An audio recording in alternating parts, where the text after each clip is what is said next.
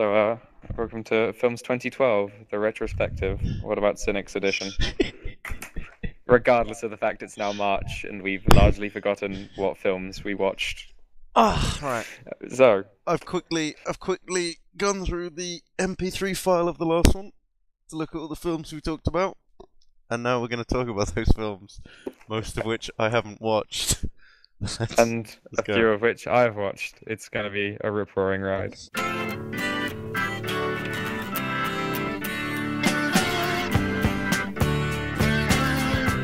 Right.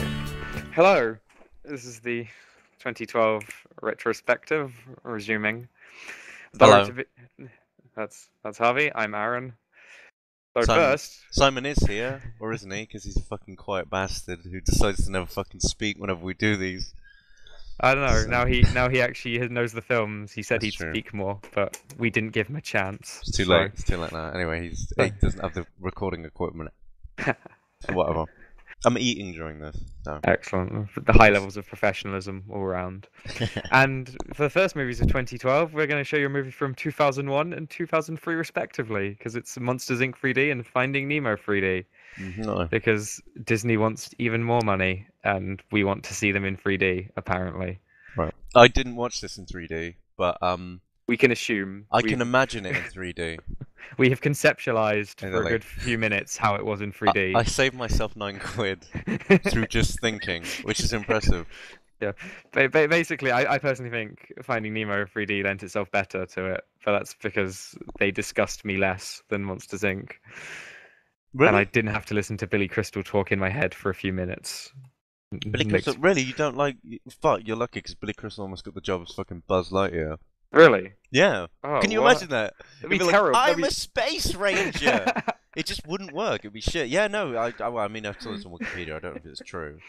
That sounds depressingly kind of close to the line. That would have ruined Toy Story. Exactly. Well, that I would mean, have ruined it for me now. Pretty sure as a kid I'd have just been like, "Yay, spaceman!" Oh, But exactly, yeah. It would today I would be pissed off. I mean, I Billy assume his Crystal- character would be different. Sure. He'd probably be But less... the one Because good Tim thing Allen's about just bland enough to pull off that character. Sure. He has nothing going on. Mm. But yeah, But- and so I personally rate conceptual Finding Nemo 3D better than Monsters Inc. 3D. I know, I So- think the 3D would look alright during that door bit. True. Actually, and yeah, Steve Buscemi, kind of Randall or whatever he's called, running around the thing would be pretty cool. Actually, I did want some see Monsters Inc. in 3D because I was in a TV shop and there was Monsters Inc. was playing on two TVs. They were demonstrating in HD. Yep. And I just squinted a bit, and sort of the dual screen effect. I've seen Monsters Inc. in 3D. I'm Oh, pretty man. sure. That is survivalist TV Exactly. watching. Okay, but yeah, that's I think yeah. that's all we can say about the films we watched as children. Those films are Alright. really good. But who Wreck-It gives a shit? Ralph, something we watched together for once, and really recently. We did. So, because being in Britain, we don't get films from 2012 till Mm. March. The So, reason this is the late 2012 retrospective is because 2012 only just happened for us. yeah, we're 3 months behind. Like you think we're actually a few hours ahead. More but than no. that, more than that, Christ. Oh yes, it was Mm. October, wasn't it? No, Exactly, yeah, nearly half a year. I don't get that, by the way. No, I guess because they don't need to do anything to it either, really. Exactly, like, have they taken out a reference? I mean, I know in one Pixar film they changed the voice of one guy to another guy for the British version, but that Oh. would take I don't know, I can't remember who. It was just a trivia fact, but Okay. like, yeah, I don't know how it takes so long. I guess it's half term maybe, because Wreck-It Ralph and Brave were both released on kind of half terms, weren't they? Yeah, but do they not think we have half terms? Do they just think we're all at boarding school? Perhaps it's all Hogwarts, isn't it? You know, it's where Oh, it's meant. exactly, yeah. I only just got back. That's how I managed to see Wreck-It Ralph. So, but no, Wreck-It Ralph is Huh. really damn good. Like I think it's up there with the Pixar I know, Aaron. films. I know. We already talked about this. Well, they don't know. I know. Tell But, them. Yeah, no, yeah. Wreck-It Ralph was really because I was slagging it off. Hmm. I thought it would be shit, but no, there weren't as many like, oh, I'm Mario jumping around jokes. Yeah, every kind of video game reference was quite understated. It was nice. Like, Exactly. I thought it would be like sort of like Pac-Man would be like eating pills, like off his tits, and he'd be like, "Oh yeah, I remember when he did that in the game." He was just at a party. That was Although that was there was a nice. really transsexual, like kind of as a cross-dresser, Oh yeah. like that Pac-Man. I didn't know what that insinuated that Pac-Man was doing an impression of his wife going undercover, or that Pac-Man, because Pac-Man during a party, for anyone who hasn't seen it, he's at a party and somebody's telling him a secret about Miss Pac-Man, and he puts on like a wig or something and says, "Oh, that's nice," and walks off because he speaks in a Brooklyn accent. And he is Miss Pac-Man, so I guess it assumes that he is Miss Pac-Man and that he's fucking himself or is married to himself, which is just Which weird. which makes little sense in the context of the arcade as well, because is it Pac-Man or Mrs. Pac-Man that's at the arcade, or are they both there? Well, I Which guess is one thing I really liked. I liked the whole kind of Mythos, like the kind of, the way they took the bus to go to the central bit and stuff, and oh yeah, they exactly. were all sentient and stuff. Like apparently they It want was to like do Monsters Inc. It had a good. Well, actually, Monsters Inc. isn't really a good world. had good canon. Yeah, it Yeah, was but a good. it's got a good internal Yeah, and thing. they never violated it for any reason. Though every so often they did have to explain it a bit too much, like when Sonic tells you about dying and stuff and why it might be a problem. But Ralph's gonna go to That, another game. that was in the background though. That Yeah, was true. fine. And I did get. Did you know the guy who plays Sonic is Ezio? Did we Yeah, talk about this? Yeah, we talked about you this. already Yeah, told me this. I didn't know yeah, they'd actually hired him for the film. yeah. That is see high quality, I'm glad high that like because quality. after now that Ezio's gone from Revelations, I want that guy to still have work. And the fact, I mean, it's pretty impressive to be honest that like he's still got Sonic because I thought Sonic would have been put away a long time ago. Well, 'Cause, yeah, perhaps he should have been I put mean, the away a fact long time ago. Sonic just got a fucking karting game. I mean, yeah, Yeah, it's on the Wii. Who gives a shit? But it's on Steam as well. oh shit, how much is it? And you can play as Wreck-It Ralph. What a great segue. Ah, It's like £15, I think. It's not much, or that's too much. $19. That's too much for a Sonic game. Sure. But how much would you pay for a Sonic game, I really? would illegally. Well, I wouldn't even illegally download it. So less than for. I think I'd have to get paid. Do Fair you think enough. the testers? I think I paid. I think my mum paid £30 for her Sonic cartridge on the Sega Mega Drive. Really? Yeah, Fuck, that's a lot. it But was do you think gone. like sort of game testers? Because you'd have thought on higher like games, like bigger sort of AAA games, you Mm, get paid more maybe. maybe, Like or if you maybe were they doing just did. GTA 5, but I think you should get paid more for playing like the Sonic and like bad games because there's nothing worse than playing a bad game. True, And it, but I think it's probably just that there are more game testers rather than kind of a higher paid variety of them. Because true. surely you have to play test something like an MMO way more, and it's going to be done on a worse budget than say like the new Uncharted, which you don't need to play test that much, I assume. Well, I assume yeah, you need to yeah. Well, maybe I don't know. I don't know what game testers do. Like people said that I don't think they didn't get paid much. I remember that was one of the things. I've There heard was it's a shit job yeah. This is what happens when because you make. people genuinely think it is just playing the game. Like they make you like sort of squat in a corner for an hour You got to like make bug sure that test and yeah, stuff. Yeah, exactly. sounds. Yeah. Anyway, fuck yeah, Wreck-It Ralph. Yeah. Wreck-It Ralph is really good. Is I'm it not as sure good if as Brave? That's well, the. they're really different. Like Brave's like I know Brave's got Brave does have really. I think I might just be won over because Brave had nice music. Then again, we were talking about it, and like Wreck-It Ralph and Brave kind of have like Brothers Grimm, like fucked up bits. Yeah. Like what was one I forgot? Yeah, you know when like she's stuck in the world because one of the little girl played by Sarah Silverman is like a glitch, and if she can't leave her own world, and it shows her game getting shut down, and she's just banging on a window going help, help, help, He gets like fucking dying. consumed by it. Exactly, to get by And the then there's void. another bit where I won't spoil who it is, but there's a character and he's literally like fighting against his own destruction and loses, Yeah, exactly. and Like he's like he it's keeps. pretty dark. So but yeah, so but yeah, basically yeah. So I don't know, but Brave's got some pretty fucked up bits in it. Like with the bear, like when she's seeing her mom turn into an animal, like that's a bit weird. But but yeah, so they're pretty different. I'd say Wreck-It Ralph is a lot more entertaining than Brave because Brave does have a low point towards the end. Okay, But I still haven't seen it, so I'm and I'd say annoyingly. the plot in Brave isn't as strong either. But Yeah. like they both hint. They both got like little hints for twists. They both got twists, but I think Wreck-It Ralph's twist is more interesting and better set up. Fair enough. Would you say Obviously, Wreck-It Ralph is a better movie, or would you still say Pixar's holding on to it? um, I don't know. I don't want my fanboyism to get the. I think Wreck-It Ralph is better than Brave. Oh, I damn. th I think Cause yeah. yeah, I can see it, but obviously I can't comment. Brave looks nicer and all that stuff, but I think Wreck-It Ralph is a braver idea than Brave because Brave is just Scottish people. princess stuff. It's Yeah. Scottish people. I mean, really, the only brave thing they did in Brave is that they had very strong Scottish accents and released that internationally because apparently some people can't understand the Scottish accent. I True. don't get that at all. Did But you know both Brave and Wreck-It Ralph were marketed incredibly differently in Japan? I can't remember what Brave is called, but Wreck-It Ralph is actually called Sugar Rush, and it's the main character is advertised as Sarah Silverman's little girl, and she's quite provocative. really, It's quite telling of how they how's market to Japanese people. I don't know how you market like Brave as being sexy because it is just well, except if you go on like dirty Disney confessions on Oh, I love Tumblr, that's and that's an that amazing is website. that is one of the reasons I haven't written an essay on a Parfite these past 2 days. It's just But yeah, because that's like people seem to that way I can see why people want to fuck Marita. Like yeah. yeah, that's how I could see you can market it sexy. Oh, But she I called mean Merida. I've been calling her Meredith. Meredith, Shit. it might be No, no, Meredith. I think it is Merida. No, the way it's I Merida. realize now it's spelled. It is Merida. No, shit. Yeah, because But Meredith would be with th. Yeah. yeah, so yeah, no, Wreck-It Ralph is better. I'll Well, give it that. Actually, Wreck-It well, Ralph might be one of my favorite films this year. yeah. But but just because it was entertaining, not because it was like that.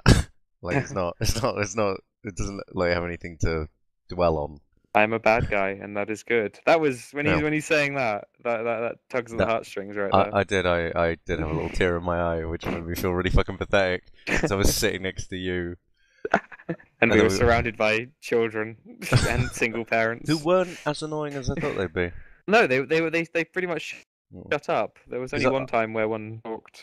I saw Toy There was Story one kid 3 who with really didn't like the really. car being smashed. He was What one an asshole. about it. Well, Well, actually, when I on went to go Disney, see, yeah, go on. go on. Well, when I On went to Disney, go see, on Dirty Disney Tumblr confessions, there's a yeah, guy who says he got turned on by the car smashing scene. That made me happy. really. Yeah, I don't know how. But oh yeah, but the one I went to go see Toy Story 3 when I did years ago actually. Fuck, but there was a little kid like who was bored. I don't know how you're bored during that film, but anyway, she was like running up and down the aisle, and I have never been so angry at a child in my life because I just thought this is one of my favorite film series, and how fucking dare you bring your child here to a film that she's not going to enjoy. It just pisses. I don't know why parents take their kids out to do stuff. No, it's It's just uh, such a waste. I'm But pretty sure the TV cinema thing I watched Toy Story 3 in was full of teenagers, actually. yeah, so was Yeah. mine. There was one kid actually. Like Oh, they looked like the asshole in that yeah. situation. That's good. I'm glad that it's because I was talking to this about people the other day about just going to see animated films and how it's like because there's still this weird kind of thing. People will sometimes look down at you for it, and I'm like, they're really good films. Hmm. There's no two ways about it. Well, like I took my two other friends aside from you, Aaron. Oh, you have other friends? I Well, do. I this do. is awkward. Unfortunately. I don't. I think it's just those two. But yeah. So basically, yeah, we went to see Brave, and they didn't like it. And this reason they didn't like it seemed to be because it was an animated film. I just thought, what's even the point in hating that? Mm. It's like, what age did you? Because like they're fucking like you see animated films all the time. So I don't know when you just start hating animated films. Yeah, exactly. I mean, you grow up with them. I mean, even we didn't. When we were growing up, then they looked like Toy Story 1 and things like that, and we still loved them. Yeah, So exactly. they were good. Though we should probably give some time to some other animated Oh films. shit, yeah. Though I Right. don't think you didn't see Frankenweenie or Paranorman, did you? Well, we said earlier that we had seen Frank and Weenie because we've watched a Tim Burton film before. Oh yeah, yeah. Well, yeah, okay. And So well, yeah. I actually saw Paranorman. That would Did have you? been Did you yeah, actually see Paranormal? yeah. Well, I heard. I'll tell you why. I heard it had an openly. I heard it had the first openly gay character in an animated film in it, and it does. Though Is he, the claim is overstated. Well, basically, there's this generic jock-like fellow. I'm going to ruin. does a he bit actually of... say I'm gay? Well, he go basically Because throughout I've the seen entire. I've seen a lot of gay stereotypes and I've No, seen a lot of openly gay people. this guy isn't an openly gay stereotype. He's like a jock. He's a Okay. big burly guy. He Okay. spends the entire time protecting the Paranorman sister. Yeah. And then at the very end, when she goes to kiss him, he goes, "Wait, you need to meet my boyfriend."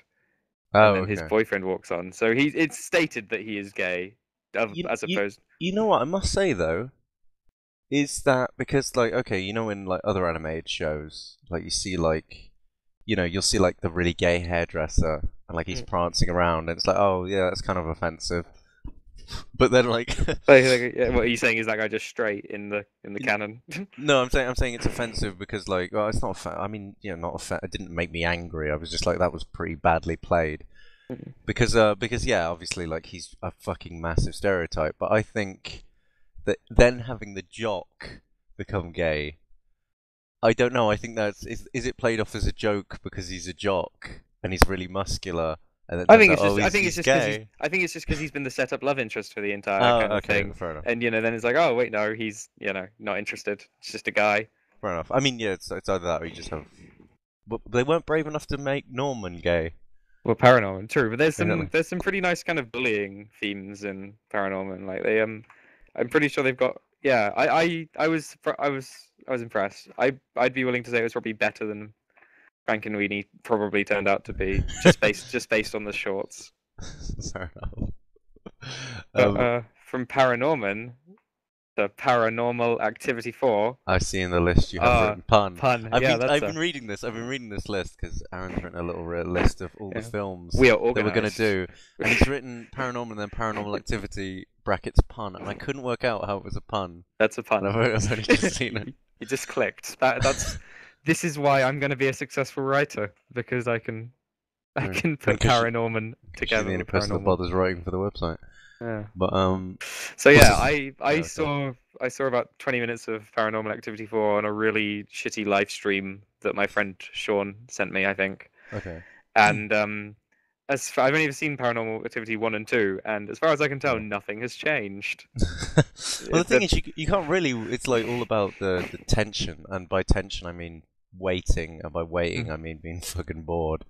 But the when thing you is, you can't really watch 20 minutes of Paranormal Activity, can you? Because it's like it's trying to get you with waiting, and I don't think 20 minutes is a long time to wait. Because like I've sat through 20 minutes of Derek, and I wasn't quite bored enough as I was in a full Paranormal Activity.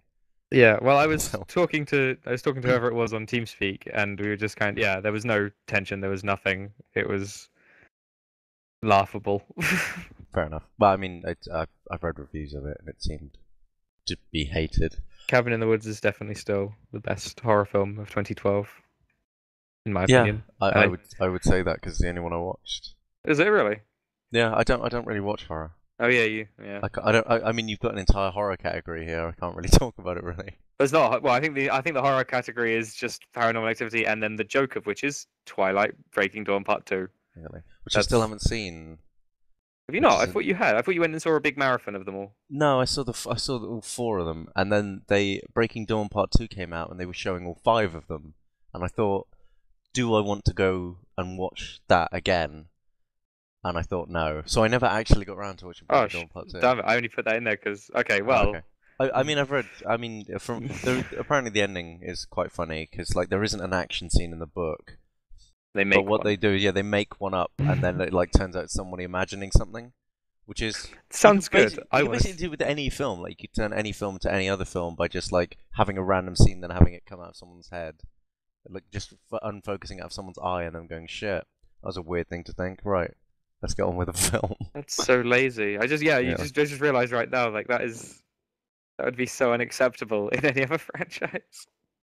I guess it shows how like they were just cranking this one out on kind of Right. because they felt they had to. It's like, Well, oh, we exactly. need to finish this. Although I found that I don't know what her name is. She's on YouTube. She's the fat Welsh woman. Oh yeah, the one from Anglesey. Yeah, basically. She's not. No, she's not Welsh, is she? She's No, Anglesey is Welsh. Oh, The okay. little island off the coast of Wales. Yeah, the really fat, annoying one who got mentioned by Robert Pattinson, and she never stopped going on about it. No, yeah, exactly. So she's. I mean, she's mental. But I've seen her. I've seen her. She seemed to love it. So that's that's a good review right there. Well, yeah, I mean, if it appeals to Twilight fan, and you are a Twilight fan, then please write to us telling us why you're a Twilight fan. Her Then name is Nutty Madame 3575. you But probably know her. We know yeah, her, and we're not Twilight fans. exactly. Well, I'll link it, but you can see her review there. Actually, Which one goes thing we mental. need to Yeah, go on. cover, I'm pretty sure it was released in 2012 in America, was Beautiful Creatures and Warm Bodies, which were two films trying to kind of riff off Twilight in the Oh same yeah, kind of I heard young Warm romance Bodies wasn't really category. like that. Was it not? Warm Bodies I was like an alright rom-com. I mean, I couldn't go and see Warm Bodies, obviously, no. because Cool. yeah, yeah, he gives it's Nicholas Hoult. I mean, like he was all written about a boy. Is that where he came But from? Because I yeah, swear, because he's currently trying to be a movie star, and I can't remember why he thinks he has the right to be. I think he's probably been given work, and he's like, yeah, I like acting. Fair enough. Well, yeah, we didn't see those either. Though I was going to go see Beautiful Creatures, but I forgot. I saw the trailer. I hated the trailer to Beautiful Creatures. It looked like a shitty Twilight, but apparently I've heard it's what if Twilight was good, which I don't believe. I don't believe it's that. No. Yeah. But I mean, I was amazed. I noticed this the other day. It's not an original observation, but just like even when I was looking at a shit film like Beautiful Creatures, just the number of 5-star ratings you can get on the side of buses, and I don't know who's giving these reviews. No, it must be. It must just be people like us that can be easily bought. I think they just make up like. Is it always bribes? Because Publication sometimes names. it's like Esquire magazine. Well, it might be advertising on stuff, like because most of them have come from kind of like, is it FHM nuts, Yeah, things like that. FHM They're always giving stuff 5 stars. But you think they're getting bribed? Maybe, or if not, they have a really low threshold for what they consider good. I mean, I almost hope they're getting bribed. I'd rather have corruption. Yeah. Than that. Like really. if something isn't just if Yeah. I'd rather malice than stupidity at this point. It's like true. a reverse Hanlon's razor. It's sort of like yeah, it's like if you like like sort of even like the I don't know the Philadelphia like police force. Yeah. You'd be like, I hope that this is not just a sort of bureaucratic mess. I hope that someone's getting paid for this. Something's always better if there's a reason behind it. Exactly, that's all right. Not just ineptness. Because at least bribing takes planning. Exactly. To some extent. And nothing else, it boosts the economy. I mean, it's fantastic. Yeah, net gain. But then again, so do shitty films that sell well, and I don't agree with those. True. Who knows? Right, so we got Twilight. But did Twilight sell well? I assume they're still going well at this point. Yes. Did they? Yes. Well, I don't know, because I guess it's the whole kind of like, it's the reason why I think the Conservative Party's unpopular, because I never meet a Conservative. I'd never meet a Twilight fan anymore. So I just assume, I assume these things don't really happen. You don't run into these people. Well, I used to. I mean, every girl I used to know used to be a Twilight fan, and then the whole kind of counter-culture insurgency came around. Like, I don't know. I don't know. I still see people going apeshit. I mean, like you see the premiere, they go fucking mental for it. It's like, then again, I've never met a Justin Bieber fan either. No, but I assume they're all. Well, I think we're not allowed to hang around with those people anymore. They're a bit too young. I don't know. I thought Justin Bieber's demographics were like 15-year-olds. I don't hang around with many 15-year-olds. And oh shit, yeah. Breaking Dawn Part 2 sets new franchise foreign record, drawing nearly $450 million internationally in its opening weekend. Okay then. So fuck, yeah, no, it's doing alright. No, the opening weekend, what am I talking about? I just made that last bit up. But So people outside America like Twilight more. That's kind of sad. Basically. Oh no, whoa, I don't know how much America made in America. I assume way more. Oh, do you? Oh, okay. But yeah, so we've got that. At least that's making money. Yeah. At least Robert Pattinson's going to live comfortably for the rest of his life. Well, when he's making like water for elephants. Oh, and 50 Shades of Grey, the movie, hopefully. Yeah, I heard that. Who cares? I mean, I don't want to sit in that cinema because of the fucking whirlpool of fucking women's wet vaginas will just drown me. Look around you, everyone's either like 40 or 18. You're gonna be like, oh god. Oh god, which is not a good combo of people to see. I noticed that actually when I was in the Twilight Breaking Dawn Part 1 thing. It was the opening, the premiere. Like just there were either little girls or very sort of fat old women with their boyfriends who they clearly known for like 2 weeks, and they were just trying to fuck. And she was like, "Oh, why don't you share my interests? Come watch a shit film with me." Oh god, the sad thing is it's the exact same demographic that's being targeted. Exactly, because more 40-year-olds. It does seem like when people are old or young, they watch films and date in the same way. Like Mm. your 16-year-olds have loads of like fickle, quick relationships and stuff, and they go and watch bad films together.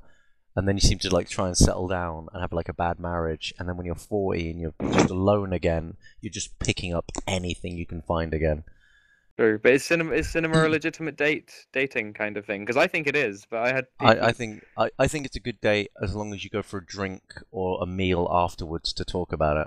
Yeah, or I think, or if it's a film you both really want to see, I think as Yeah, long as you're invested in it, it's not like if you're just going to burn time because you don't want to talk to each other, then that's unacceptable. you've got to But I think, set yeah, you've got to set talking time afterwards to talk yeah, about it. oh yeah, that'd But be yeah, really sad if you just like immediately left the scene, like you didn't even like just as soon as you got the screen, just walk different ways. which I swear to God, a lot of people have done. Really, Yeah, why do people? Anyway, I don't know. enough about some people's relationships. Men in Black 3. You haven't seen it, have you? No, you're gonna have to take this I one. I fucking I didn't fucking love. I really liked Men in Black 3. I don't know why. It's Will Smith running around, not crying, which is a change. Like True. and to be honest, I must be honest. Josh Brolin's performance in it was pretty fucking good. Like he plays an angry young Tommy Lee Jones. It's got a lot of shitty. It's got some stupid plot twists. But the guy from Flight of the Conchords plays the antagonist. And I must say the antagonist is quite disgusting. Like he's got like stuff coming out of his hand and stuff. It makes you feel Is he, sick. is he on the level of Cockroach Guy from I number think one? he's on that level of cockroach guy. Mm. They've kind of done that again, rather than just have sexy, not even sexy. Like she wasn't that attractive. She was quite old in the Oh, second what in the one. second one? And she Yeah, had vines coming out of her, and they made her try to be sexy, but it like wasn't. a horrible Poison Ivy. Exactly, basically. Like, did you on the note of Josh? Is it Brolin or Broslin? I never. Brolin. Brolin. I saw Gangsters recently, and I'm pretty sure he was playing a young Tommy Lee Jones in that as well. So I think he might be typecast all of a sudden. Well, I've seen him in No Country for Old Men, and actually he's playing quite a silent, angry man in that as well. Fuck, he's actually awful. Yeah, it's just playing himself. Actually, I saw him on the Daily Show, and he basically just kind of glared at Jon Stewart for a while. Shit, that's weird. I saw him in the Goonies recently. Yeah. Because I watched. Have you ever seen the Goonies? Well, the old one, like Yeah. yeah. I watched that the other day. He was pretty. It was actually pretty shit in that. Like but then again, oh god, I hated the Goonies so much. I thought the Goonies is one of the most boring and annoying films I've ever seen. Yeah, I think I watched it in Portugal, possibly even in Portuguese, and Then again, the kids are shouting over each other. You wouldn't know what the fuck was going on anyway. I'm pretty because I remember because I just watched Perisopolis, that film about the Iranian war. Yeah, And that's then a really good film. like straight on afterwards was the Goonies. It was like late at night in a motel, and it was the worst thing ever. It was a very surreal evening. Yeah, against Persepolis, it would be. I mean, like I remember I watched Persepolis with my sister, I think, and she was getting annoyed because it was a black and white cartoon, and she wasn't sure why no one was filling it in. But then again, this is a film that was criticised by someone who didn't like the black and white opening of American History X because they were like, it's black and white, that means it's old, which is rubbish. And I said it's not old, it's from 1995 or whatever, and she said that's too old. It's the same kind of. Yeah, Wow. so I mean, yeah, I But isn't she older than you as well? yeah, so I mean, Oh, like I think like she watched Toy Story and like stuff. I think which came out in about the same year. So apparently that's not old. I don't know. She's lovely, but yeah, I really don't think she's really fucking stupid. But that was that. Anyway, shit. Yeah, Anyway, this can be edited. I can't be bothered. Anyway, yeah, Men in Black 2 Men in Black 3 is a good knockabout film, and it's better than the second one. Excellent. And Exactly. let's hope one day we can say the same thing about Taken 3, because Taken 2 was awful. I haven't seen Taken 2, although I have Uh, heard there's a pretty fucked up ending where like they're all laughing about basically how many people Liam Neeson's killed. Well, the entire thing is basically just how many people Liam Neeson's killed, because the premise is that all the guys that Liam Neeson killed in Taken 1, the next of kin are pretty annoyed at that. So it just seems to be a self-perpetuating circle of murder. How do they find Maybe out they're who trying to he be. is? Maybe they're trying to be clever. Well, I don't know. He didn't make it very silent in the first one, if you remember. He just kind of I'm pretty sure he got. kills everyone involved. Oh, I see. You're saying, how did anyone Yeah, get out of it? exactly. Well, maybe they were just, they noticed that all their brothers and brothers-in-laws, sons, fathers had disappeared, and they were like, oh. Because Liam Neeson, I mean, Liam Neeson's famous, and sometimes I forget who Liam Neeson is, because he's so dull. Yeah, he's. Like, yeah, I think of Liam Neeson like if Liam Neeson like committed a crime in front of me, and they asked me to like, they said like, oh, give us a description of the perpetrator. I wouldn't be able to give one. I'd just be like old white man. Basically, yeah, like and he Which had a is bit of a weird, dodgy 'cause American accent. Schindler's List came out ages ago, and he was playing old white man in that as Yeah, well. with another dodgy accent. He can't do accents. People should stop him. True. Yeah, because I was watching And that Schindler's was in List. black and white. Yeah, no, I was watching Schindler's List. I was old. Yeah. It's way too old. I was watching Schindler's List, and well, I saw it ages ago, obviously, and I really like Schindler's List. It's a great film, but I still don't get why no one told Liam Neeson to stop doing a bad German accent. Maybe he's really hard to approach. Maybe this is why he's always got a bad accent. Maybe because no one wants to tell him, because he's quite scary. Yeah, well, he's quite tall. He's like 6'4" as well, or Yeah. something, isn't he? I wouldn't Well, want to approach him. It's because he's so bad at acting that he can't even show any emotion in real life. And I think he's kind of like, that's why we find insects frightening, because they don't have faces. And I think Liam Neeson has that very similar quality, in that you don't know what he's feeling. Because I think I don't want to slag him off, but the only time I ever showed him showing any emotion was when his bloody wife broke her neck. Oh yeah, but that's a bit harsh. Well, that is the reason he started doing action films again. So really, we have that to thank for Taken and whatever the one that was exactly like Taken but in Berlin. Taken 1. No. Taken 2. No shit. In Berlin. The fuck is this? He was in the A-Team movie. Yeah, he was in the A-Team. In Berlin. What are you talking about? Unknown. It's called Unknown. He did another film. Yeah, I read the plot synopsis of that. Yeah. Because I couldn't be bothered to watch it. That took way too long. But yeah, and he did, Clash of the Titans. Really, we have so many things to thank. Oh yeah. For that. He does seem to be. There was a really weird interview I saw with him and Bradley Cooper, and Bradley Cooper wouldn't stop hugging him and just talking about what a great guy he was. And then he was like, this guy's hilarious. He's fucking hilarious. And Liam Neeson came on and just sort of grumbled his way through the show. And it was like, and he was going, man, this guy's great. And it was like, yeah, I'm still not seeing why Liam Neeson is a great guy or a great actor.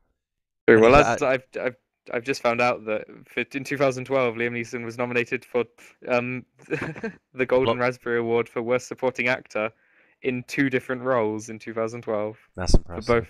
For both Zeus and Admiral Shane in Battleships. Oh, he was in fucking Battleships as well, wasn't he? Along with Rihanna. Yeah. But who's a better co-star, Rihanna or Ralph Fiennes in Schindler's List? I don't know. I don't think he's gone downhill at all. Well, he was in a real good quality film in 2012 as well. Let's not forget Dark Knight Rises. His 5-second hallucination. Oh god, he was in that, wasn't he? Yeah. I sort of got Why? The only 2 good films he's done in the last decade has been Aslan. He's been Aslan and Ra's al Ghul.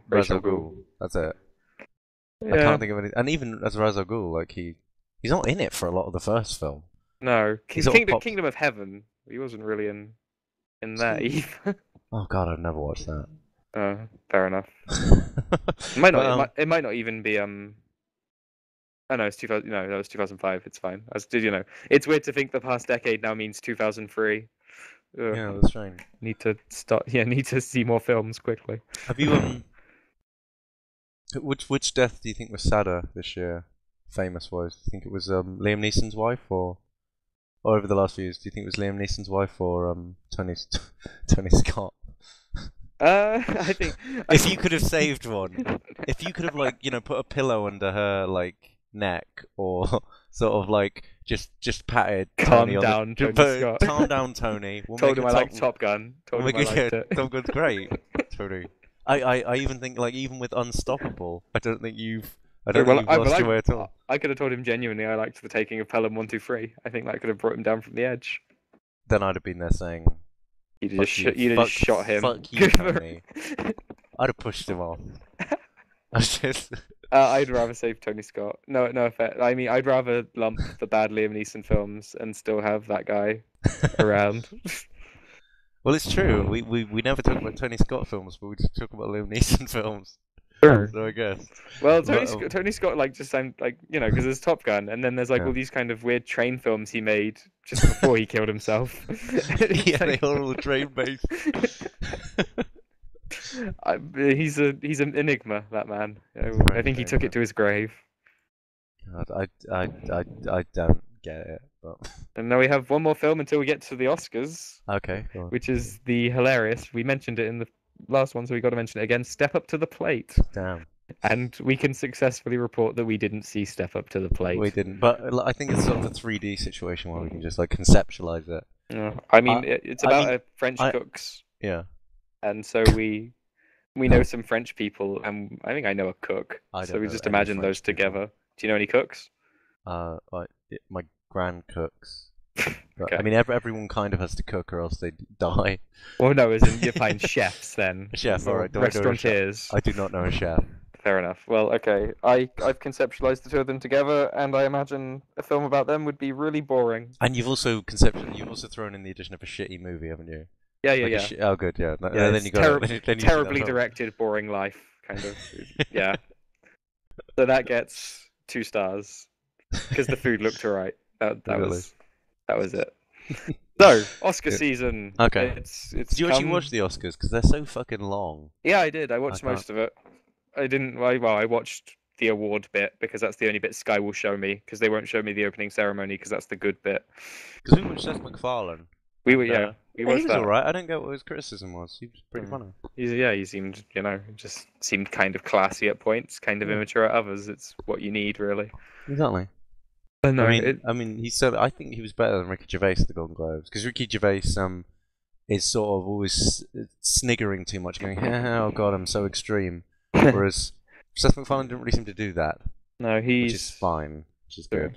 No, yeah, he was if anything quite a classy host really at points. Exactly. And he was aware. He did that lovely little bit of William Shatner that went on for a bit too long. Yeah, a bit too long. But Needs to give No. William Shatner some work. yeah, true, true. My dad actually met William Shatner at it was like the big Star Trek convention in London. Your dad goes to Star Trek Yeah, conventions. he goes to Star Trek conventions, and Whoa, that's which cool. is weird because he will criticize people for literally anything. But, That's I mean, quite. this is a man who criticizes. He doesn't mind gay people, but he does criticize people for getting fucked in the ass. Huh.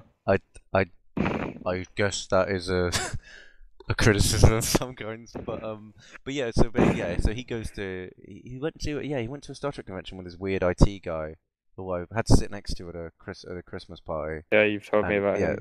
that was shit. You but, best hope neither of them ever listen to this. I don't think they will.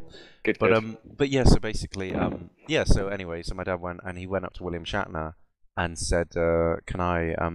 He asked him for him to sign a picture, and said, can you sign it as Captain Kirk?" And William Shatner said, "No, I'm not going to do that." And he signed it as William Shatner. Well, that's I mean, Captain Kirk technically doesn't have a signature because he's not a person. So that's. It's just right. I don't know. I thought that was a bit. I get, fucking- yeah, I guess so. I mean, if you request it personally, then yeah. I Exactly. suppose. And then No. even like he said it was a bit weird, like Killjoy, because like for like a you're talking about fucking the future and spaceships, like people should be having a bit more fun because it's fantasy. But apparently he sat in the captain's chair to pull a face in order to like have a picture in the captain's chair, and he sort of did the William Shatner pose, and the guy said, "No, don't do that. That's silly." And so he just had to sit bolt upright, just staring at him. It's really weird. I don't get these places. No, which is sad because I kind of want to go to a convention, but they do seem way too kind of regulated, Yeah, etc. exactly. But yeah, we've Oscars. hit the Shit, yeah. Oscars. So I guess probably what well, other than Cloud Atlas that we'll get to at the end, which I think is the most overlooked Oscar film, then I'd say probably know. The Master. As well as This Is 40 as well. As I see you. Oh, yeah. You put them in like with a exclamation with a backslash. So I assume you're comparing them in that way. Well, it's because they're linked, Oh, I see, Because okay. we never talked about Cloud Atlas, but we talked about This Is 40. Yeah, I didn't even know Cloud Atlas was a thing. Did we? I see. I think I knew it was going on, but only because of the Wachowskis. Only because of those two. Yeah. I mean, I try and keep an eye on what they do. Not that they do much, other than get sex changes. Pretty quick sex change as well. Like, there doesn't seem to have been a dip in the number of films they made. No, and she looks pretty good for it. So I think Lana looks. I mean, yeah, she does. looks like a Yeah, woman. she That's what you're aiming for, really, isn't that it? is it. She's done that. I heard someone criticize. They said, "Oh, yeah, I saw this in a YouTube weirdly a YouTube comment about under a Cloud Atlas trailer when Lana's gone all the trouble to have a sex change, but has still got some stupid pink hair." And I just thought, why do you give a shit? Yeah, that is as if like she can have the sex change, but she's got to have a really nice hairstyle. You've got to change your hair. Exactly. Like, fucking hell. But anyway, but Yeah, yes. I'd say The Master is probably the most overlooked of the kind of because it didn't win anything, did it? In the end, I don't think. No, it did. It Did didn't. it? No, it didn't.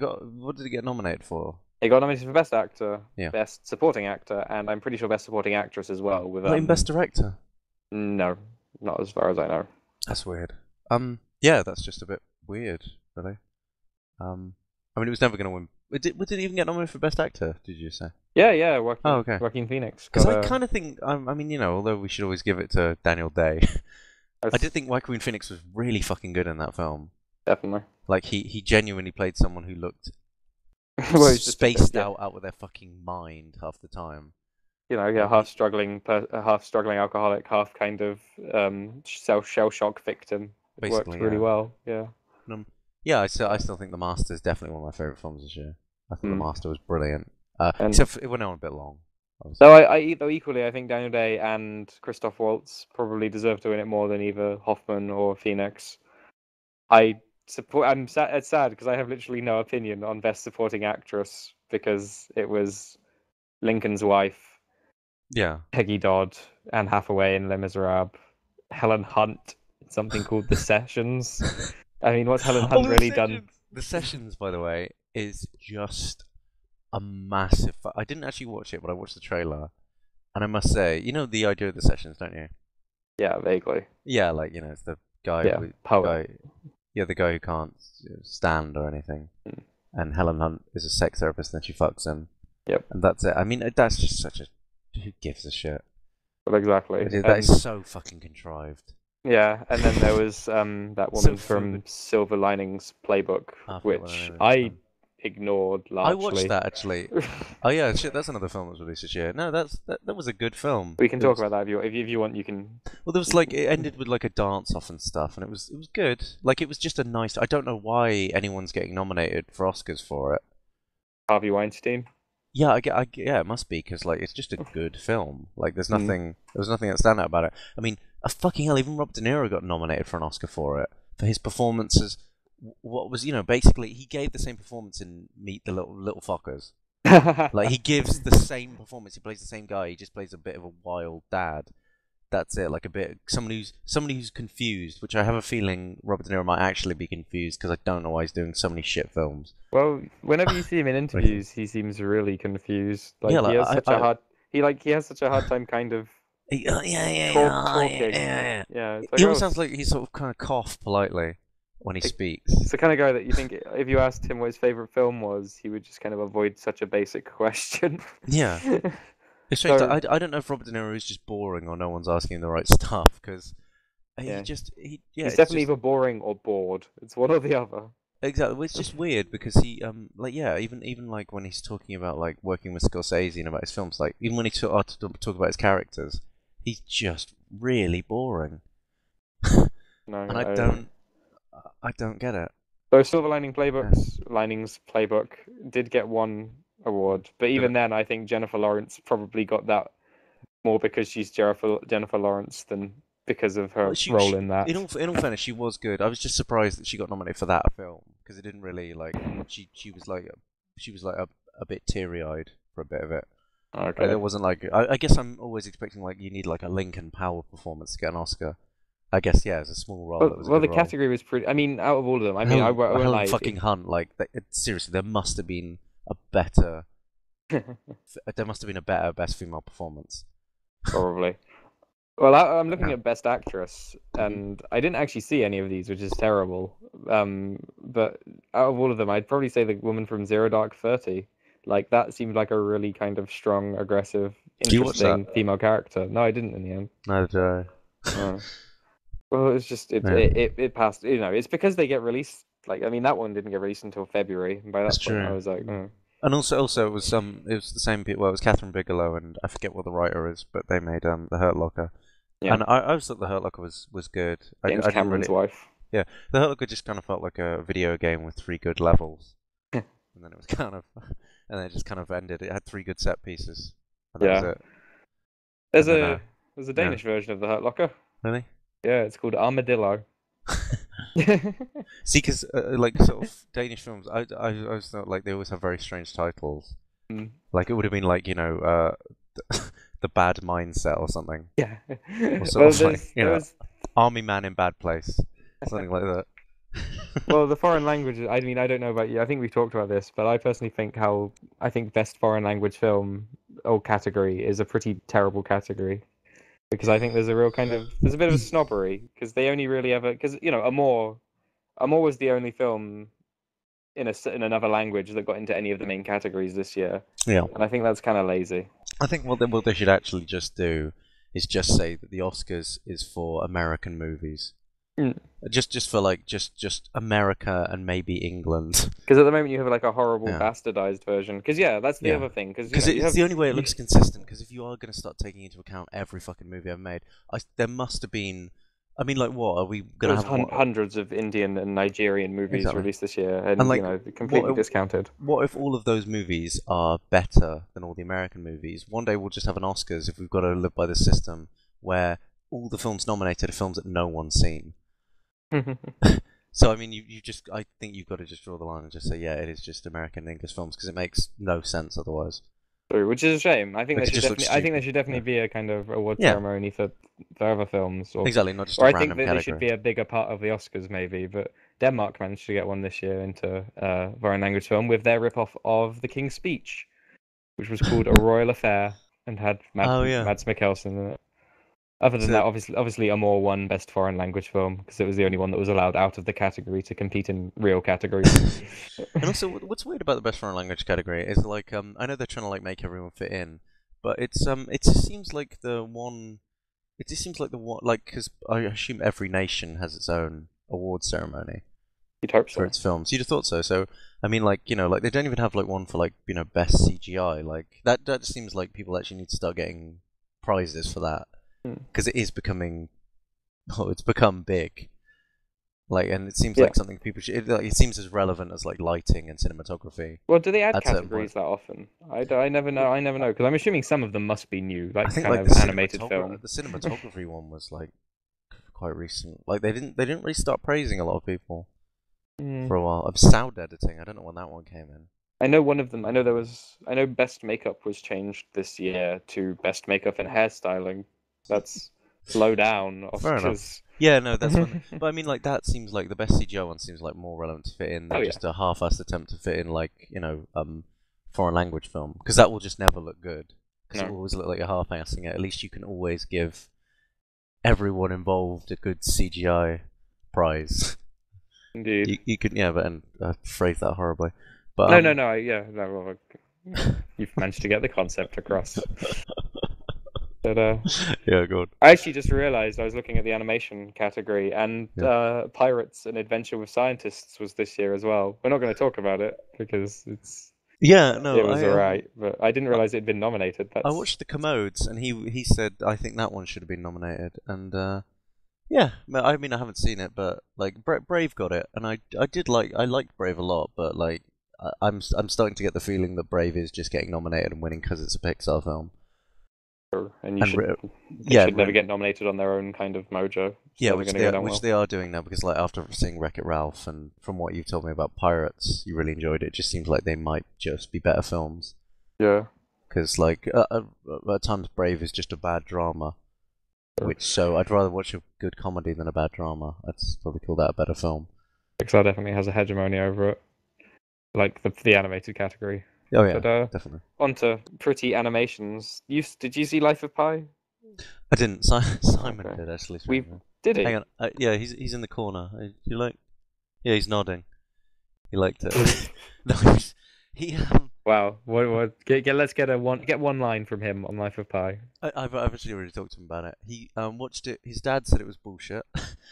Um, That's my opinion from reading the book. I But like the book, but no. Simon said it was. He said it was pretty. It was nicely directed. All the stuff out at sea is really good, as is in the book. Like all the Castaway style, living by yourself on the boat, training the tiger stuff's all good.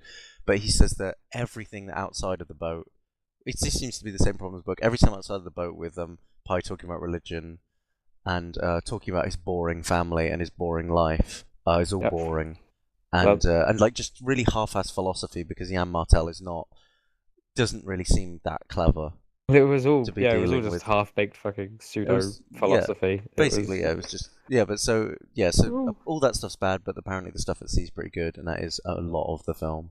You can believe the interesting happy tale, or you can believe the realistic sad one. But will you be happier if you believe the sad one? Really. Like Or that's not a point. really, you can, but you can believe the happy list, and even as I still do not understand whether the meerkats an island come in the metaphor. I've still never understood that. He neither does he. He just made pretty animals. Yeah, it's just really odd. Like, Life of Pi won a depressing amount of. I think it won the most. Um, I thought it was just won Best Director. no, and it won a bunch of the kind of production-ish ones. You know, like let me just find out. It won like animation or something. Yeah, there you go. Best visual effects. Oh, they do have a visual effects. It won best original score. It won and best director. Okay, apparently no, 4. Yeah. Oh, it won best cinematography. Mm-hmm. But yeah, so technically, The Life of Pi was the winner of the Oscars. Doesn't that make you sad? That is sad. Which Oh is well. weird because Lincoln was even nominated for more, but Lincoln had a kind of terrible night out of 12 nominations. Only got 3. Okay, well, should we talk about Lincoln? Yeah, You think? Because I love Lincoln yeah. more than you do. Yeah, I like Lincoln. I think Lincoln deserves Best Actor. Oh yeah. I think it probably even deserves oh, what was it called? I think. I can't remember what the other thing it got was. It got something else, and I think it. Yeah, I think it deserved. Probably got directed. I think it got no Argo. Argo was director. Remember that was the upset because Argo got Best Director without ever having got Best Picture or being nominated for Best Picture. No, it got Best Picture. Yes, Best Picture. Yeah, without being nominated. No, for Best Director. Ang Lee got Life of Best Director. Yeah. Yeah. No, Lincoln Spielberg didn't get anything for directing. Okay, that's weird. I mean, like, I don't actually know what I'd give Best Director. I guess Life of Pi. I haven't actually seen it, but I'd give it to Tarantino, but that's me. well, I don't know. I know who I'd actually give it to. What do you mean? I'd give it to Lana and Larry. No, not Lana and Andy Wachowski. Oh, you see. Yeah. Oh, see. Did you just mean out of those nominated? Yeah, I guess I'd give it to Spielberg. The nominated. Yeah, probably Spielberg. Tarantino wasn't nominated. Really? Yeah, I think it's a travesty. I'd probably have given it to Tarantino then. Oh no! Oh shit! No, he wasn't nominated. Yeah, then definitely Spielberg. Yeah. But yeah, no. I just thought. I think maybe because I didn't know all the maybe because I was also learning a bit of history during Lincoln. I just thought it was really interesting. Fair enough. All the characters for a biopic were like sufficiently well done. Like Thaddeus, it was like I think you said it was his movie at times. Yeah. Well, that's one thing. I mean, you also learned quite a bit about politics, because quite a lot of it was kind of how Congress works, which I guess might be. Yeah, I don't know. It's going to sound like. I don't know. It felt like an oversimplified version of the American political systems at point, and a heist movie at other points.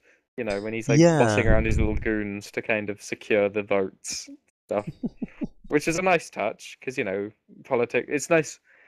It's nice to know that politics has always been corrupt, rather than just because old people mark on about how pure they were. Well, I think that's the one thing which gave Lincoln because most biopics will just make the character really good, like just a really good person. I think that's why I enjoyed Walk the Line so much because it does at times. Well, it portrays fucking Johnny Cash as an asshole. Yeah. Quite a lot of the time. So Lincoln, although he's every time he talks, you're like, fucking hell, I'm so engaged because Lincoln speaks so beautifully about everything. But I get like Lincoln could like tell me about like a fucking porn he watched, or like someone just milk enemas into someone's fucking mouth and a bit of shit comes out, and I think he'd do it in a beautiful way. Definitely. Well, that is worthy of the Exactly. best actor Oscar. He'd just be like watching like a sort of ass ripping kind of like porn film, be like, "Can we stop this bleeding?" But we so fucking shit. No, no, Anyways, that was funny. but yeah, but yeah, no, like so when he was like, I've been given immense power, and he sort of was on the edge of being a corrupt bastard. Like at times he was even like, I have a lot of power and I'm gonna fucking use it. Very And well. you know what? Yeah, I guess the redeeming factor was he was trying to do it to outlaw slavery, which Exactly, is and like I think one of someone the more honourable aims in American politics. yeah, and someone asked him at one point like, what's the difference between like you and a dictator? And he says, well, I'm working for the interest of the people, like which is funny because every dictator is working for the interest of the people as far Yeah. as they can see, which would seem a bit like of a bastard.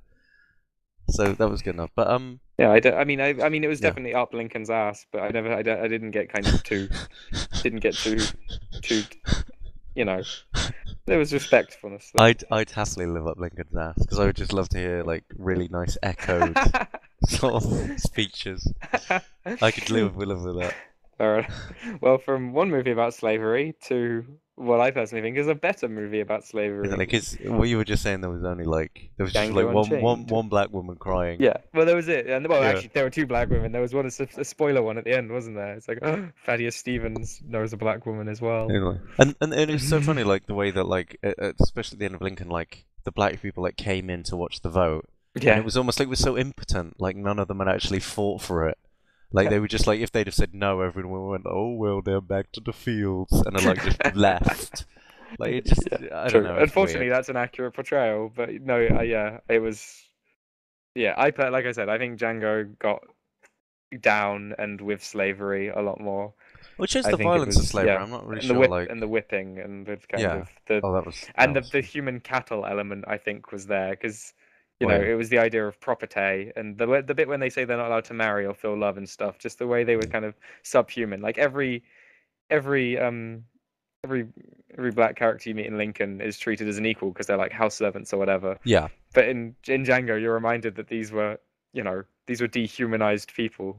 It yeah, like the was bit where the dogs tear him yeah, to pieces just because he's bored and it and was a no one says much anything. like I know Lincoln was about outlawing slavery, but there's something a lot more cathartic about kind of whipping a plantation master to death. It might be more kind of straight to the point, but there is, and when he shoots him over the cotton field, like that was.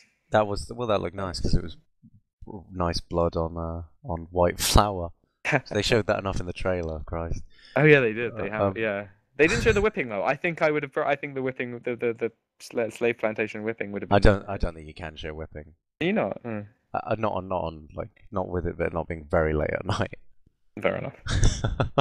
But yeah, no. Well, Django. I mean, Django. Bingo. There was something I didn't like about. I'll tell you what. I stopped liking Django. There's a point in the film where it starts becoming really. It's like interesting and like everyone's character. It feels like a film, and then there's a point where it becomes really self-referential and keeps like showing that it's in a genre. And Oh, I see. True. Yeah. yeah, and that's when like, and it's even stuff like I like the way like I don't fucking could we ruin this? Yeah, spoilers. Yeah. Spoiler. When I forgot what's Christoph Waltz character? King Schultz. Yeah, King Schultz. You know when like King Schultz just shoots Leonardo DiCaprio at the end and gets killed Yep. for basically no reason. Well, it's a matter of Like pride. it, It's the Southern kind of honor system mixing with the German kind of martials. Simon said this as well. Simon yeah, didn't. Both of you thought it was a lazy way to end it, but yeah, I thought there was only one way that handshake was being resolved, and that was by a bullet. I was. It might have taken you out of the moment, but I was there. like I said, I understood the motivation of the character at that point because it's true. they were both because yeah it was Leonardo DiCaprio's character had won, Calvin Candy had won, and it was kind of fuck it. True, true. Well, he was really good. I don't. There was something about that film that like interested me It was a less bit and less and less long. the I more I went on. think I think it because was long. That might be it. Tarantino's. I mean, because I personally don't think there was like too long for a film, but I think that film was definitely could have been more succinct. Yeah, And I think because Tarantino's editor died recently, and I think that I don't know if she reined him in a bit or not. I think that might have been possibly. it. Sorry, I'm getting a phone call. Talk for a second. But yeah, I don't know. It just it didn't seem as good as other movies. People seem to fucking love it. I can't remember exactly what annoyed me about it though now. I think it was because it was really self-referential, which people have always complained about Tarantino for that, and I've never really noticed it. Maybe because of the type of film it was, like with Kill Bill. Kill Bill can be all zany and funny, and like even Pulp Fiction, like they can be zany and like a bit self-referential at times. But because it was a film, it was like I guess it's because it's based on a because real it was event.